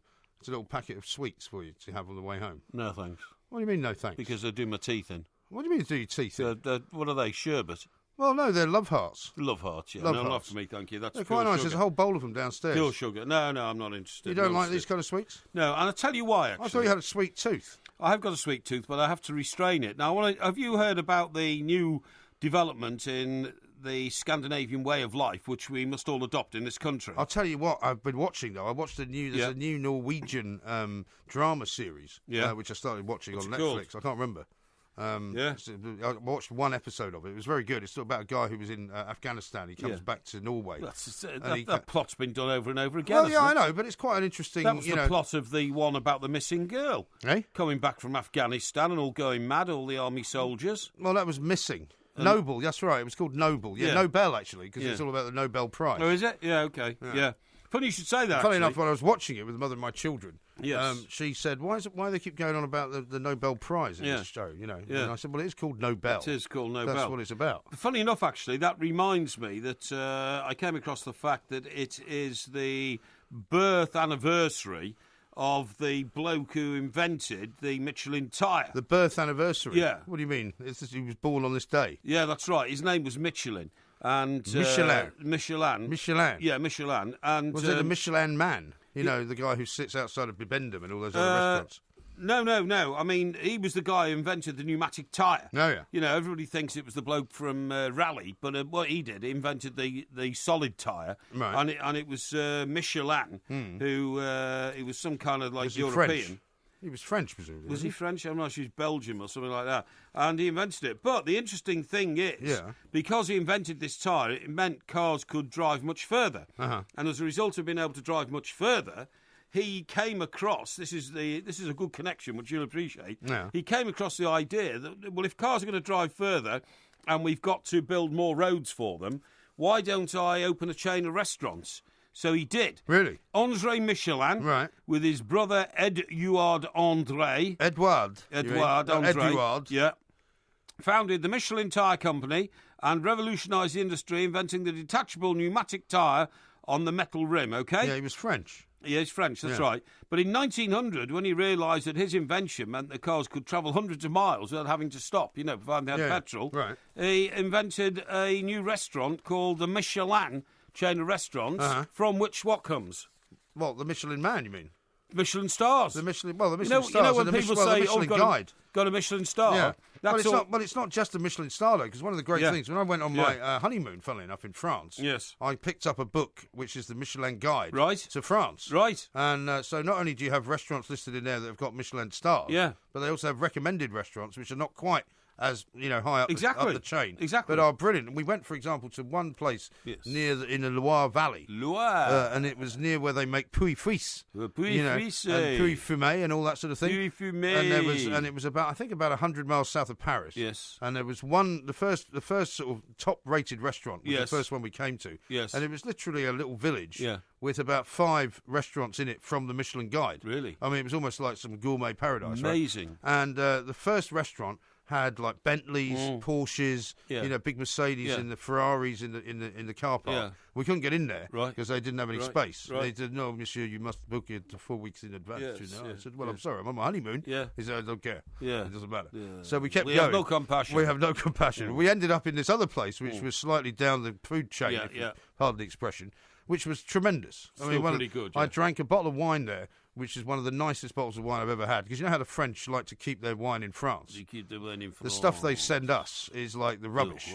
You know what I mean? The garbage. Yes. But the trouble is, there weren't that many people in this particular restaurant that spoke French. Right, okay. Sorry, that spoke English. English, yeah. So I had to just try with the best way I could. Yeah, and so I ordered what I thought were veal medallions as a starter. Bouteille de rouge et veal medallion. Veal medallion. I thought they were veal medallions, which would like be cubes. Yeah, sort of like cubes like small oyster-sized sort of little round things in a sort of vinaigrette, sauce of some kind. What they brought me was an earthenware pot, and they took the lid off. And it was a cow's tongue, raw, uncooked, covered in a vinaigrette sauce, and it was just wrapped around it into a little circle. Oh my God! You send it back, obviously. No, I ate it. Oh, because I didn't want to be embarrassed by saying I didn't know this was what I was getting. So what does of course, it taste like? Horrible. Oh, Absolutely God, disgusting. I couldn't have eaten it. Yeah. I really struggled to get through it. And then at the end, Yes. I thought I was getting some fromage. Fromage? Because I fancied a bit of cheese, right, after the meal. Cheese? And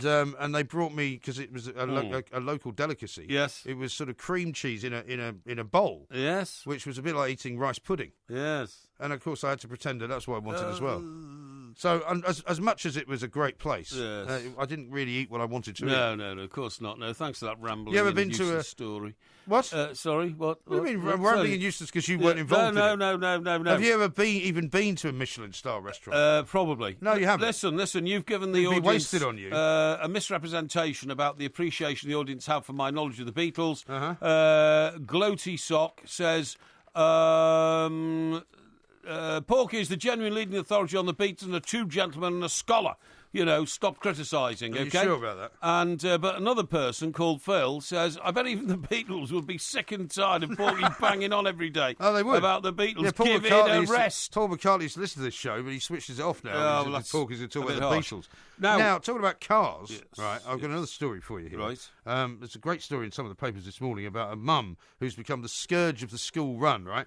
Because she's got one of those new Land Rover Discovery Sports. Yes. You know, those things that have become very popular. Wasn't it over the last- designed by Posh Spice? And well, it's similar to the Range Rover Evoque, yeah, but this yeah. is a Discovery Sport.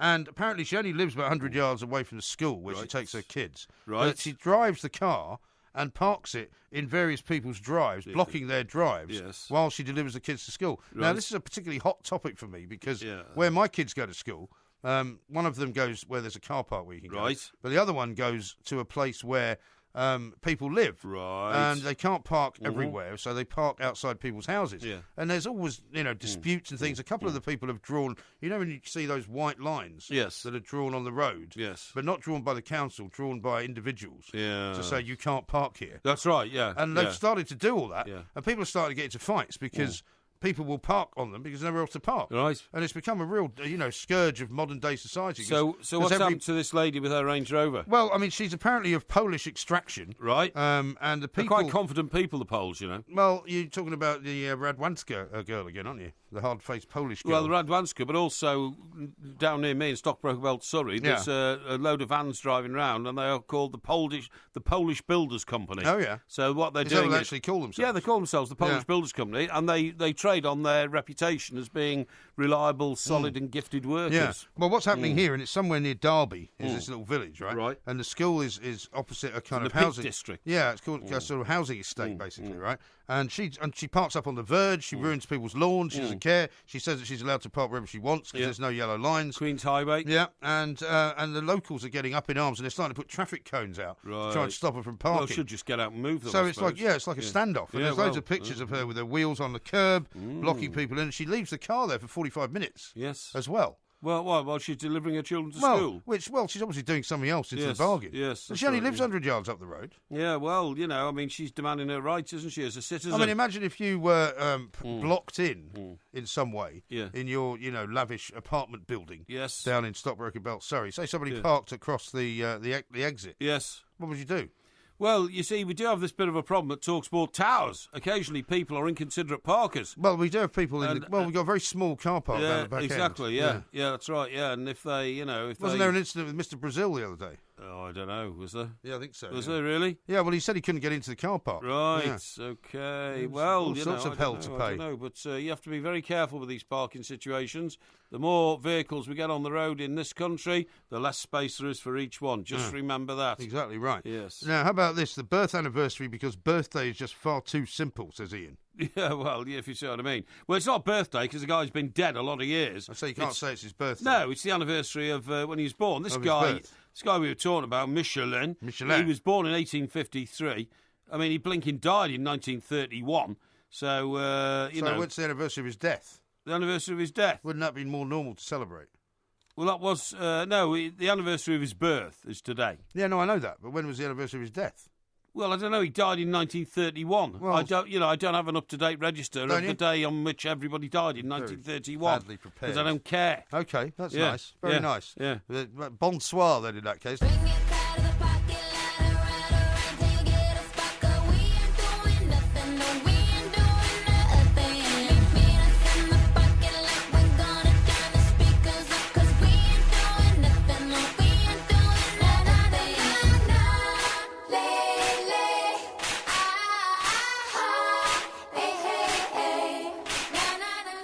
Here's a great one here from Chris. He says, great to hear Porky's great grasp of French, Yes. repeating every word Mike Graham says in a low accent. Well, that's not an Chris in low Leeds. accent. That is a English familiarity type approach to French. Is that you know right? what I mean? Yeah. People will understand more what I'm getting at if I use the sort of vernacular. You see what I mean? I see what you mean. Yeah. Yes, By the way, yes. talking of wheels and houses and Yeah. all that kind of thing, Yeah. location is the most sort of important thing you can ever find out about when you're about to buy a new house. You see that story about Dele Alli, who seems to have bought a house somewhere up In near the Elstree, dogging district. which is right opposite across the Yeah. road from a place where people go dogging. I know, it's unbelievable. Well, he should buy the place across the road and close it down or something. You know, Well, or maybe I don't know if it's a piece of wasteland. build or walls around part it of or a something park like or that. Make something it like that. difficult for people to dog out there. You know what I mean? Yeah, but or I whatever think- they call it. Well, dog Yeah. out. Dog out. Yeah. Dog yeah. in. Yeah. Dog Listen, out. you know what I want to tell you about? I want to No. tell you about this new Swedish system because you interrupted me by talking about some ridiculous Swedish program. Oh, really? But this new system is called Lagom.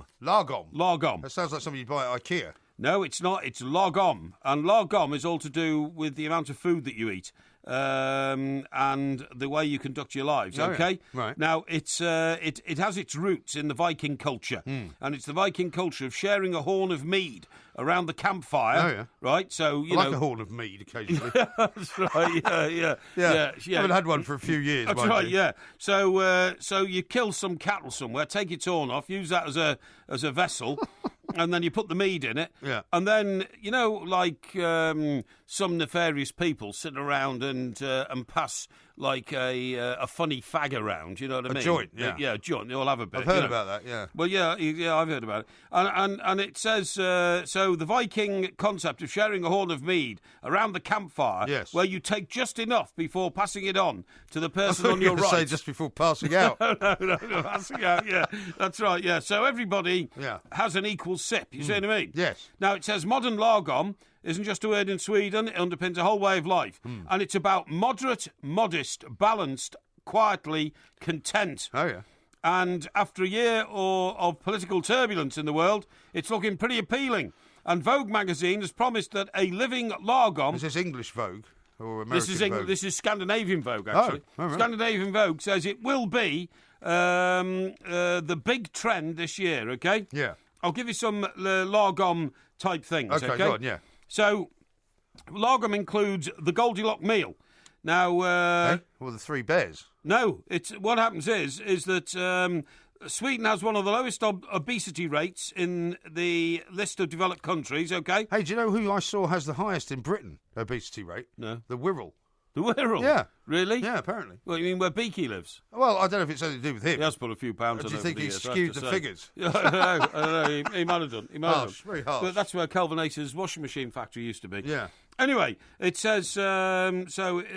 It's lowest obesity rate. Okay. Yes. And this is because what happens is the last biscuit or slice of pie on a plate Yeah. is known as the Swedish piece in Scandinavia Uh-huh. and is never eaten by anybody at the table. Really? You Well, so they alwa- always leave it then? Yeah, you always throw away the last piece. Interesting. And that apparently means that there's no obesity. Right. Also, they do not believe in glamour in fashion in Sweden. Right. Swedish women want a lagom balance in their appearance. Yeah. Um, What about Britt Eklund?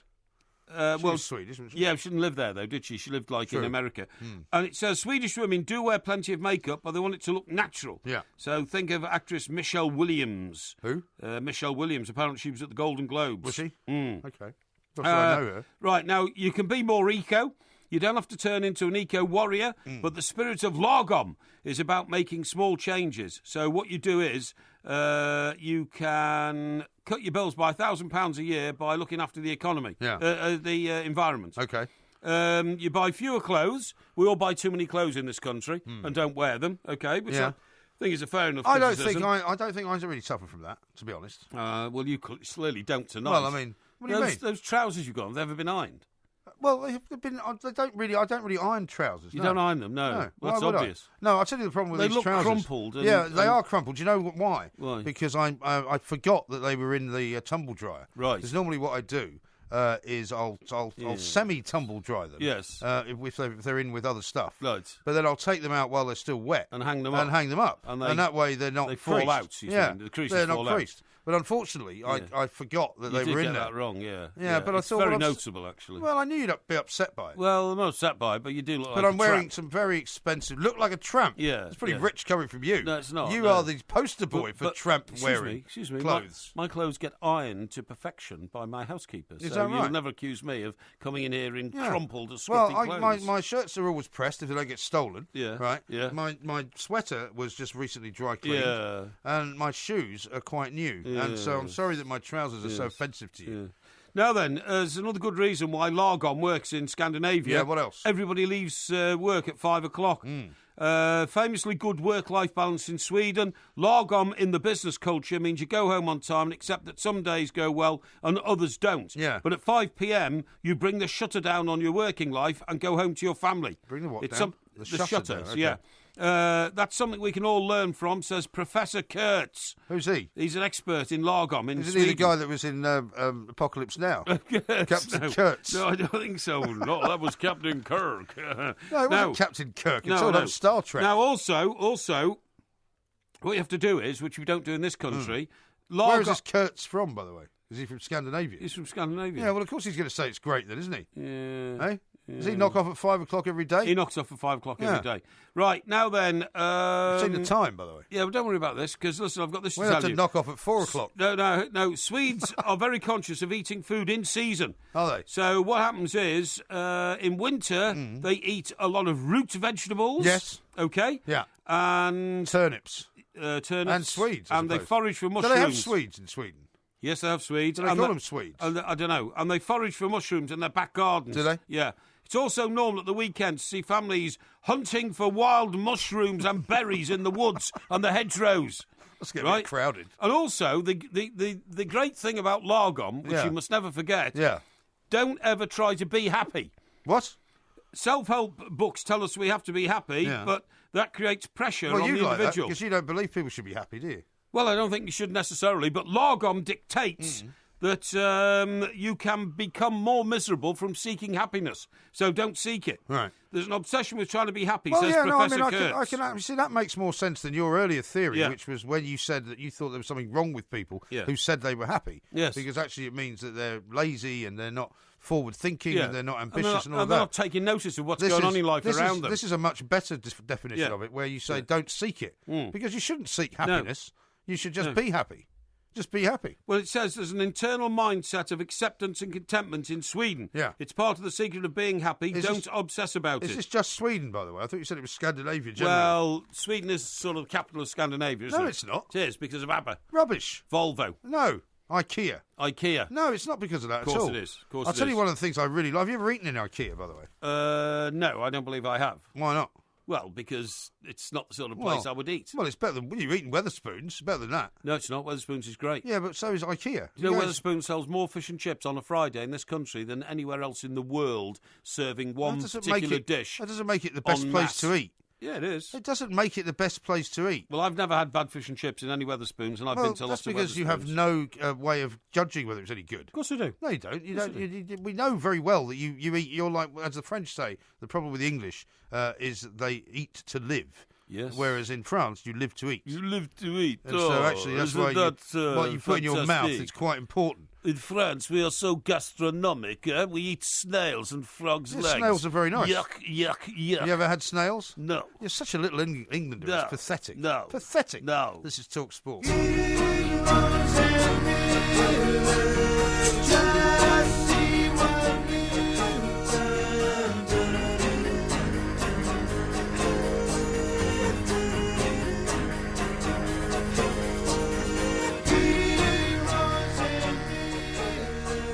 It's that time of the week where, at the moment, it's only 1-0 to Mr. Parry, but he is in the lead. Yes. It's heroes and villains. This is a very straightforward and simple game. Yes. You come up with 2 heroes and 2 villains. I do the same. Yes. Producer Dave then decides which of the 4 is better overall. That's right. Last week, unbelievably, he decided that yours were, Yes. which was rather Indeed. shocking to most Indeed. people. Yes. So, I mean, given that you are in front, Yes. it's up to you whether you want to go first or second, really. Right. Well, I'll let you go first on this occasion. Okay, well, I'll tell you what my first hero comes from the world of golf. Right. A man by the name of Graham Storm. Right. This is a guy who won his first European Tour title for a decade yes. at the South African Open. Yes. I mean, it's quite hard to understand why the South African Open is on the European beat Tour. Rory in a playoff. He beat Rory McIlroy in a playoff. Yes. And he's a guy who almost lost his card, with something like 100 quid from absolute penury. Yes. So you should appreciate this because he's now completed a remarkable 3 months. He missed out on retaining his European card by €100, right, during the final regular event of the season. However,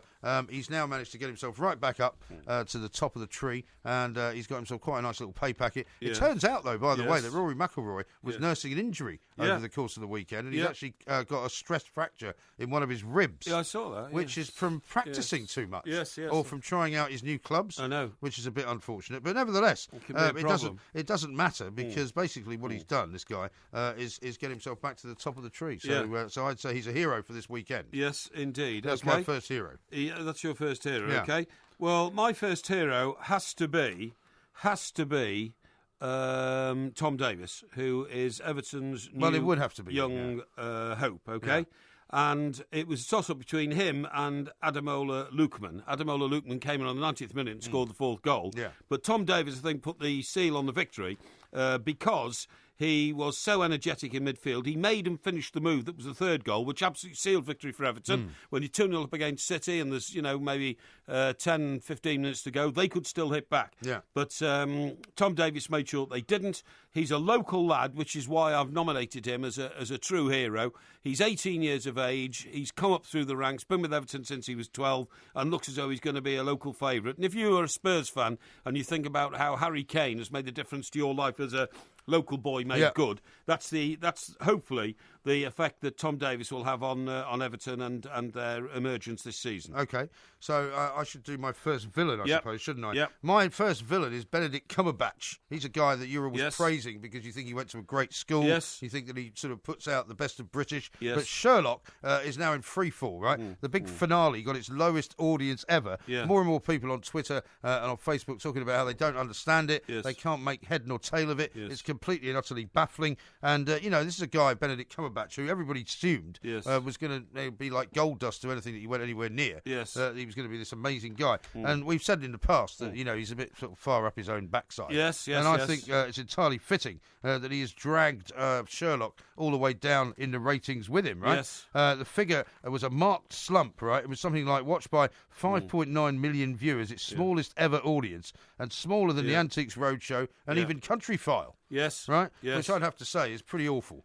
Okay. So Benedict Cumberbatch is mine. Well, funny enough, I was going to choose that very same person for wrecking the myth of, not the myth, but the mystery of Sherlock Holmes. Ah. Because to me, to bring it into the modern era and to play it was done by the guy that does Doctor Who, wasn't That's right, yeah, by such a idea. A dilettante fashion is dreadful and a ruination of a lot of our literary Well, you culture. can't have the same one as me. No, I'm not having the same one as you. So you better come up with something else. Well, I was going to come up with my second choice anyway, which is Payet, the West Ham player. Payet, no, he's got to be a villain. I'm sorry I've chosen two footballers, but they're the two outstanding footballing issues of the weekend. Yeah, but Payet has got to be named as a villain because how can you be part of a team, excuse me, who is struggling, that are struggling to try and retain their mojo in a very transformational season, moving to new ground and new investment and all that kind of stuff, and then suddenly completely rock the boat by saying, actually, don't want to play for this lot anymore. I'm away, I'm off, there's something going on in the background, had a better offer. That is the villain of villains.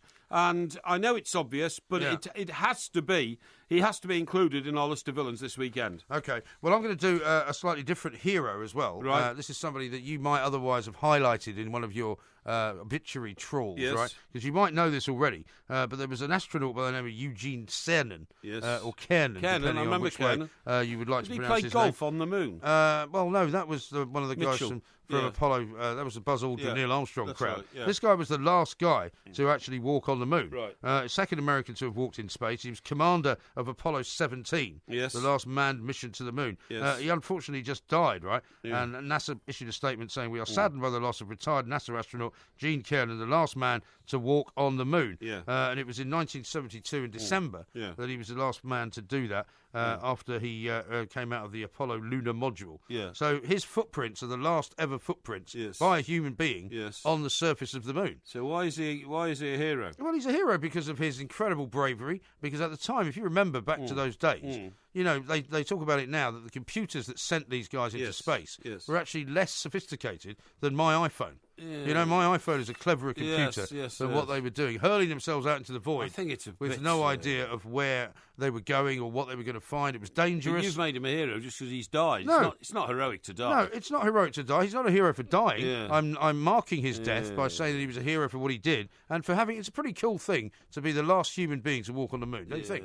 Pretty vague. I mean, if you're going to go for the most obvious ones, like your boy Davis and your man, Pyatt. Well, yeah, but clearly you haven't given any thought. No, I've given, and as usual, you're unprepared. No, I've given loads of thought to it, as I always do. Fail to prepare? No. Prepare to fail? No, not at all. Now then, my hero. What's your next obvious one? My hero, the second hero, is of course James DeGale. Now this man, James DeGale. Yes. What, for drawing? Well, for the fact that he got his teeth knocked out, literally knocked out. Yeah. Do you see that huge alligator, by the way, who's wandering around on the footpaths in Miami? I tweeted it. Yeah, unbelievable. It's incredible. Why don't you ever see anything that I tweet? Why do you see the length of the alligator's tail? I tweeted it like about 10 hours ago. Did you really? Okay, yeah. Why do you not ever read my Twitter feed? Anyway, why don't you read it? I've got better things to do, probably. Really? Now then, what I was going to say Shocking is, so it's got to be James DeGale, because this man, he got his teeth knocked out, he went through a bruising encounter, he was battered to the canvas, and yet he came out of that incredible fight without losing, and that to me is the stuff that heroic boxing feats are made of, you know? This is Rocky Marciano stuff. Not winning? Well, the point is not losing. And not losing. And when you think about it, when you think about the strength of the character, he must Muhammad have had to Ali. And don't worry about him being champion of the world. He hasn't lost. And doesn't sound right, does it? And the fact that he, it is one of the bravest sports in the world anyway, to put yourself up into a ring and suffer the pounding and the beating of an opponent. I have to say, I take my hat off to him. James DeGale, my second hero. So James DeGale, the guy who didn't win a fight, is apparently a hero to Mr. James Parry. DeGale, the man However, a man who is the last man to walk on the moon apparently isn't. Having his teeth knocked out in a ring. Well, my first and footballer, he's still alive. My first footballer. Yeah. Well, people get their teeth knocked out all the time. Yeah. Outside of the boxing ring. Yeah. Well, they don't die in a from boxing ring. Yeah. How about this? My only footballer who's going to enter into Heroes and Villains for me this week is, of course, Paul Pogba. The most expensive player in the Premier League, a man who thinks that it's more important to launch a range of clothing and to have a hashtag and to have an emoji and to have an advert going around a football ground, when in fact he should be concentrating on playing football for Manchester United. He is not the difference between whether they stay in the top four or not, because fortunately they've got Zlatan Ibrahimovic and a few other decent players. But I think he really does need to take a little bit of a look at his marketing strategy, and it's only going to be of any use to him if he plays properly. And if he plays like a complete plank, like he did when you suggested he might be man of the match, then I'm afraid he's not going to sell very many clothes. He's certainly not going to gain very many more supporters in Manchester or at Old Trafford. And he's going to look a bit of a fool. Well, I don't think you can beat that one. Well, to be honest, that was going to be my second villain. So you've stolen my first villain, cover match, and you've stolen my second. No, and that's because I graciously let you go first because I won last week. So I've actually given you the advantage, but I can still beat you because I've got a better villain. You've got a better villain. Yeah. What have you got? The other guy that fought with James DeGale? No, Pep Guardiola. Guardiola. I did consider him. He has to be the weekend villain because this man's gone from the world's top coach coming here with a reputation that was unassailable to a miserable, whinging, whining individual who 1 minute is snapping at journalists and telling them he has no responsibility to explain anything to them. You show me no respect. Yeah, and then next going on to say that we've probably lost out on the title, but we still want to go for second place. Second place is not the top place. It's loser territory, and if he's already given into that, and thirdly, because you have to name villain, it's the worst defeat he's ever encountered in top flight football. So I'm afraid he is the arch loser of the week and the villain. Well, he's a loser, but he's not a villain. He is a villain. He's a villain. I think you get confused with the two games. No, he's a villain because not winners and losers. He's a villain because he's not managed to match up in any way to the expectations of Manchester City, the club, or their supporters. He is a villain. Who are you? Who are you? We will have this judged by Mr. Dave Levine during the break, and he will come in and deliver his verdict very, very shortly. This is Talk Sport.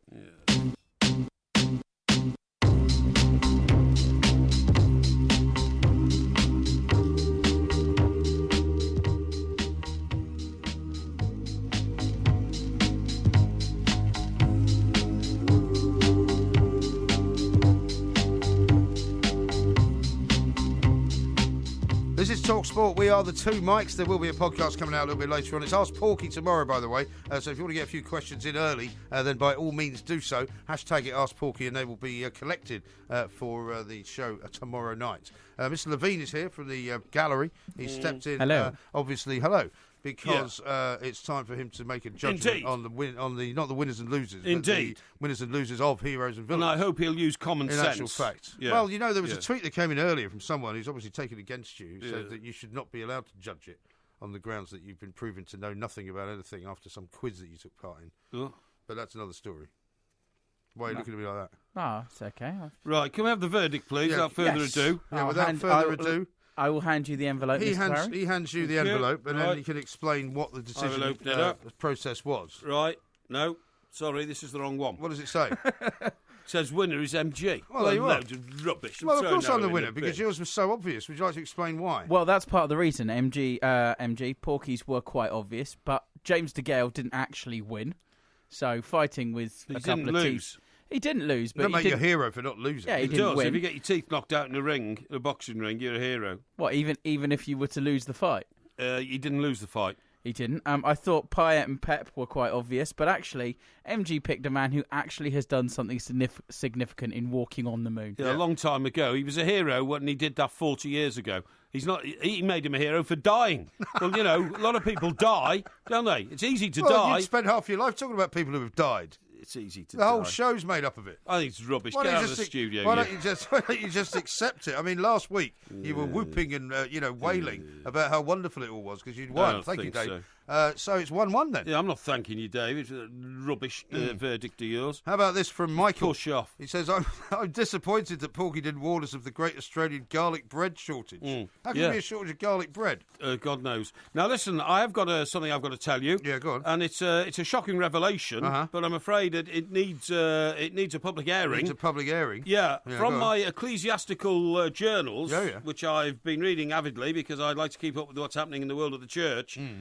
I have put together a conclusion that a lot of people inside the church, ecclesiastical circles, think that the Pope has gone mad. What do you mean, the church? What do you mean, gone mad? He's gone on for his rocker. Why? And what evidence have you got for this? And which church are you talking about? Well, I'm talking obviously about the Catholic Church Yes. because the Pope is the head of the Catholic So Church. is this what they're talking about inside Vatican City? Yes, they are. And this is Pope Francis, right? Yeah. And The former goalkeeper, right? Isn't he a former goalkeeper? No, Are you you're sure? confusing him with Pope John Paul, who played in goal for a No, I'm Polish not. team. This is the Argentinian guy. Yeah, Argentinian. I'm guy. sure he was a former No, goalkeeper. No, it wasn't. No. No, because he's got great ties with football in Argentina. Anyway, it says here, for more than 2 years, leading Catholics have been at each other's throats over a plan surreptitiously supported by the Pope to allow divorced and remarried massgoers to receive Holy Communion. The secular media have treated this understandably as an inside-the-beltway story. It's difficult to make headlines out of a controversy that even theologians find hard to grasp. Well, but now apparently he's abandoned all this. What is it they're saying? What they're saying is a man who, when he took office, seemed endearingly informal, Yeah. paying his own bill at the hotel that he stayed at, Oh, yeah. not allowing his... Well, he didn't use the Vatican credit card. No, not allowing his office or any of his hangers-on to pay it. Yeah. He refused to live in the Apostolic Palace. Yes. That's the place up on the hill there where they go to get cool in the summer, you know? Go to get cool. Yeah, cool, yeah. Rome gets very hot in the summer. Making surprise phone calls to members of the public out of the blue, right? Now Yeah. seems as though that wasn't endearingly informal, Yeah. but the first signs of the fact that he was losing the plot, okay? Well, that's not true. Yep. That's being very unfair, I would say. He has broken with a far more significant papal tradition than living in the papal apartments or travelling in limousines. He has defied the convention that a pope once elected ceases to play nasty, curial politics. It says that nobody ever refers to him anymore as Holy Father. The title has almost dropped out of use inside the Vatican under Francis, at least in everyday conversation. And when you hear there's an edge of sarcasm, people say, as the Holy Father so wisely says, we all have a natural tendency to destroy ourselves, so to speak. What, so you say the Pope is basically sort of somehow undermined his own office? People think he's gone off his rocker. Yeah, well, that's a very unscientific way of describing it, surely. He often uses very uncouth words, right? What do you mean, he swears? Yeah. Well, he was kind of the Pope of the people, wasn't he? That was the guy. Yeah. When he came in, Yeah. he was very much a football fan. Yeah. He talked about San Lorenzo, right? The team in Argentina that he supported as a boy all his life. Yes. And I'm pretty sure he played football as well. Yeah. You know, he's a massive supporter of it. People- And I thought the whole point of him was that he was going to try and make everything Well- more sort of approachable to people. People are now suggesting it might have some sort of medical condition which might have led to the extraordinary behaviour. It's responsible for his persistent anger, rancour, vituperation, use of many uncouth words. He sounds a bit like you. Hang on, user of many uncouth words, which is known to be increasingly frequent in private. It also... Where's this all coming from? Well, it's... You see... It could be enemies of the Pope that are trying to spread this around. It says there is no evidence that the Pope... There's no evidence yet that the Pope is mentally ill, but plenty of Vatican employees will testify to his outbursts of temper, rudeness towards subordinates, and very vulgar language. Really? Yeah. I find that hard to believe. It says... he is, after all, His Holiness, isn't he? He is His Holiness, yeah. He says Francis's habit of telling the entire Roman Curia that they are modern-day Pharisees, right? Right. Well, what's wrong with that? Well, he's putting everybody down, telling them they're all rubbish. Well, yeah, but I think it's because he's got inside the Vatican and he's worked out that actually it is not a particularly religious place in the sense that, they have massive amounts of money, wealth beyond anybody's imagination. Yes. And they don't exactly live what you might describe as a humble life, which he believes he should. It says that people inside the Vatican think he's now got the Jesus complex. Oh, yeah. That he thinks he is Jesus. Yeah. Okay. Well, that's not surprising if you're the Pope, really, is it? Also, Francis believes... Sorry? If you're the Pope, you might... Well, he's probably the one person in the world that could get that. Yeah. Clearly, Francis believes that relaxing the rules on communion for Catholics in irregular marriages is an act of Christ-like compassion. That's the view of the venerable liberal cardinals who campaigned to elect him. Yes. It's often said he is enacting their agenda, and it's true that Francis is well disposed to liberal demands for women deacons and married guests. Yes. However, he's not their instrument. Why in the are you words, shouting? Well, I'm just trying to make my You're point. trying to turn into Padre Parry here. In the words of a Vatican observer who held an important position in Rome for many years, it says he hasn't taken on the old progressive mantle so much as created his own personality cult. Right. Personal loyalty obsesses him, and if the cardinal electors had done due diligence, they would have discovered he's an extraordinarily divisive figure among all Argentinian Jesuits. Well, nobody cares about Argentinian Jesuits. We do. Why? We do. Well, because I don't know why you've suddenly taken against the Pope. It says here... Why have you? There must I'm be not. some reason. I'm not. No, you're obviously... No. I can tell there's a certain sparkle in your voice that you can't wait for this demise of the Pope. I don't carry a candle for the Pope because I'm not even Catholic. That's what I mean. But you've got an unfortunately, I would say, a turn of phrase which sounds as if you're very gleeful about the fact that there might be something wrong deep inside the Vatican. No, it says here most... This is another Russian thing, isn't it? No. Most Catholic bishops had thought Francis was a plain-spoken and perhaps touchingly naive reformer. No. Instead, they are confronted by a Pope who is simultaneously combative, charming, bad-tempered, idealistic and vengeful. Pope Parry. Vengeful. It's you. Vengeful. You're describing yourself. Now then, it says here... You're vengeful, right? You're grumpy. What are the other words they used to describe him? It's cantankerous. No, bad-tempered, idealistic and vengeful. Yeah, that's what's you. Simultaneously combative, right? Pope Parry. So it also says it's not meant... no one is suggesting that Giorgio Bergoglio... Who's he? That is Pope Francis. What? That's Pope Francis. Is that his name? Yeah. Giorgio? Yeah. I didn't know that. Nobody is suggesting that Giorgio Bergoglio is tempted by the same sins of the flesh as, for instance... Right, that's nice. As, for instance... Oh, that's nice. It says as, for instance, Donald Trump, Well, why which is unproved, of course. Why, of course. Yeah. Has he been to the old... what is it, the Ritz-Carlton in Moscow as well? I don't know. It says there is another difference between him and Donald Trump. The Americans can kick out a rogue president after just 4 years. Yeah. But Francis doesn't have to stand for re-election by the conclave. And that's lucky for him, because after the misery and the nonsense of the past couple of years, he would be eliminated in the first ballot. Yeah. So, there's a real sort of campaign against... I don't know. No, I don't buy it. I think there's some against sort of... the old Pope. And you've been asked to somehow promote that by your friends in the Kremlin. Not at all. Yeah, you have. Not at all. It's nothing to do with me. I am merely, as a trained observer... You're a vessel of anti-Catholic rhetoric. I'm not at all. Yes, you are. And as a You absolutely are. As a seeker of truth and justice and a trained observer, I felt it necessary to bring the concerns of the ecclesiastical world to the public domain about the man who, of course, is the closest thing to God on earth. Well, he is indeed. In the eyes of the Catholic Church. Exactly right. Right. Anyway, thank you for that completely and utterly unnecessary piece of character assassination. What are you on about? His Holiness the Pope. No. We'll see whether he turns out to be a load of old cobblers. No. How about this from Trevor? Yeah. James Segel did not get his 2 teeth knocked out last Saturday. He'd already lost them years ago. It was just a bridge. Plank. Well, so he didn't get his teeth knocked out anyway. Whatever was passing for a tooth in his head ended up on the canvas, and that's not a very nice if you don't have any position teeth, to be in. It's not the same thing at all. Here's one from Danny, who says, just because people are too stupid to understand the storyline doesn't make Cumberbatch a bad actor.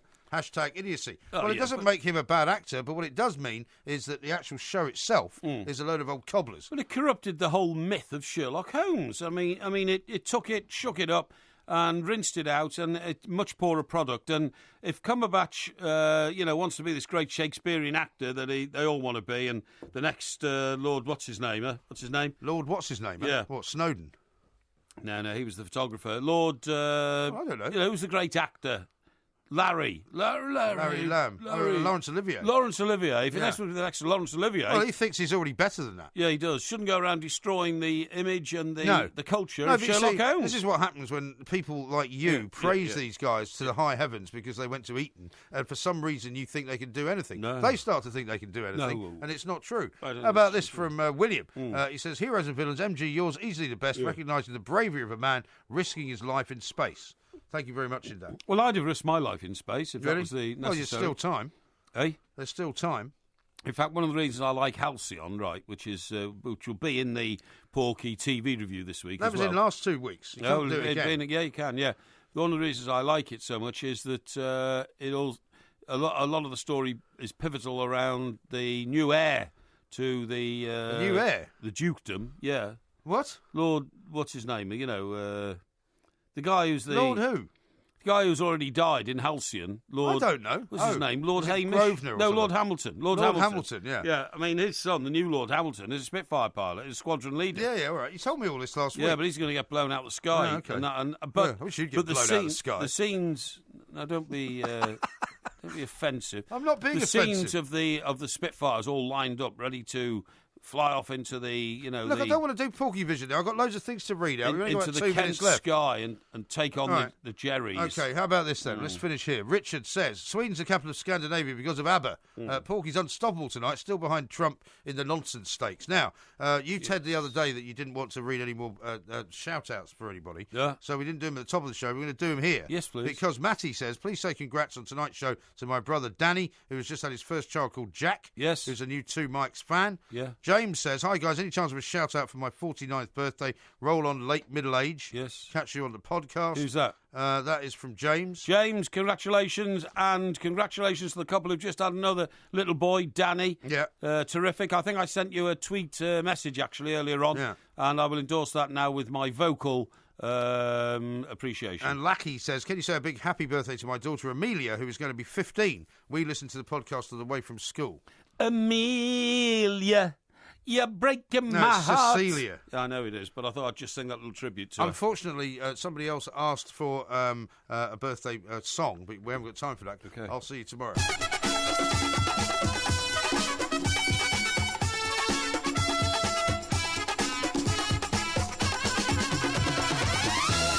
Maybe, some outside force, like some alien power or something, has suddenly seized the minds of kangaroos. Please do not mention horizontal refreshment. It's complete madness, I would advise anybody not to bother turning it on, because it plays with your head. Yeah. It's just drivel. Listen, do you want to hear about a miracle penguin? Pork ski, plank ski. What? Ooh, hoo, hoo, hoo, hoo, hoo. That means, in given language, move away from any low-slung branch, as there's likely to be a snake lurking there. The picture can get the dog to do what it has learned. Yeah. I never cease to be amazed by what dogs are capable They are of. incredible creatures. They really are.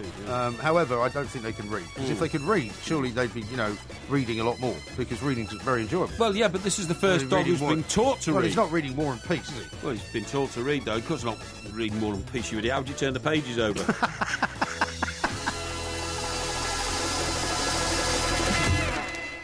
Camel dung, mate. Yeah.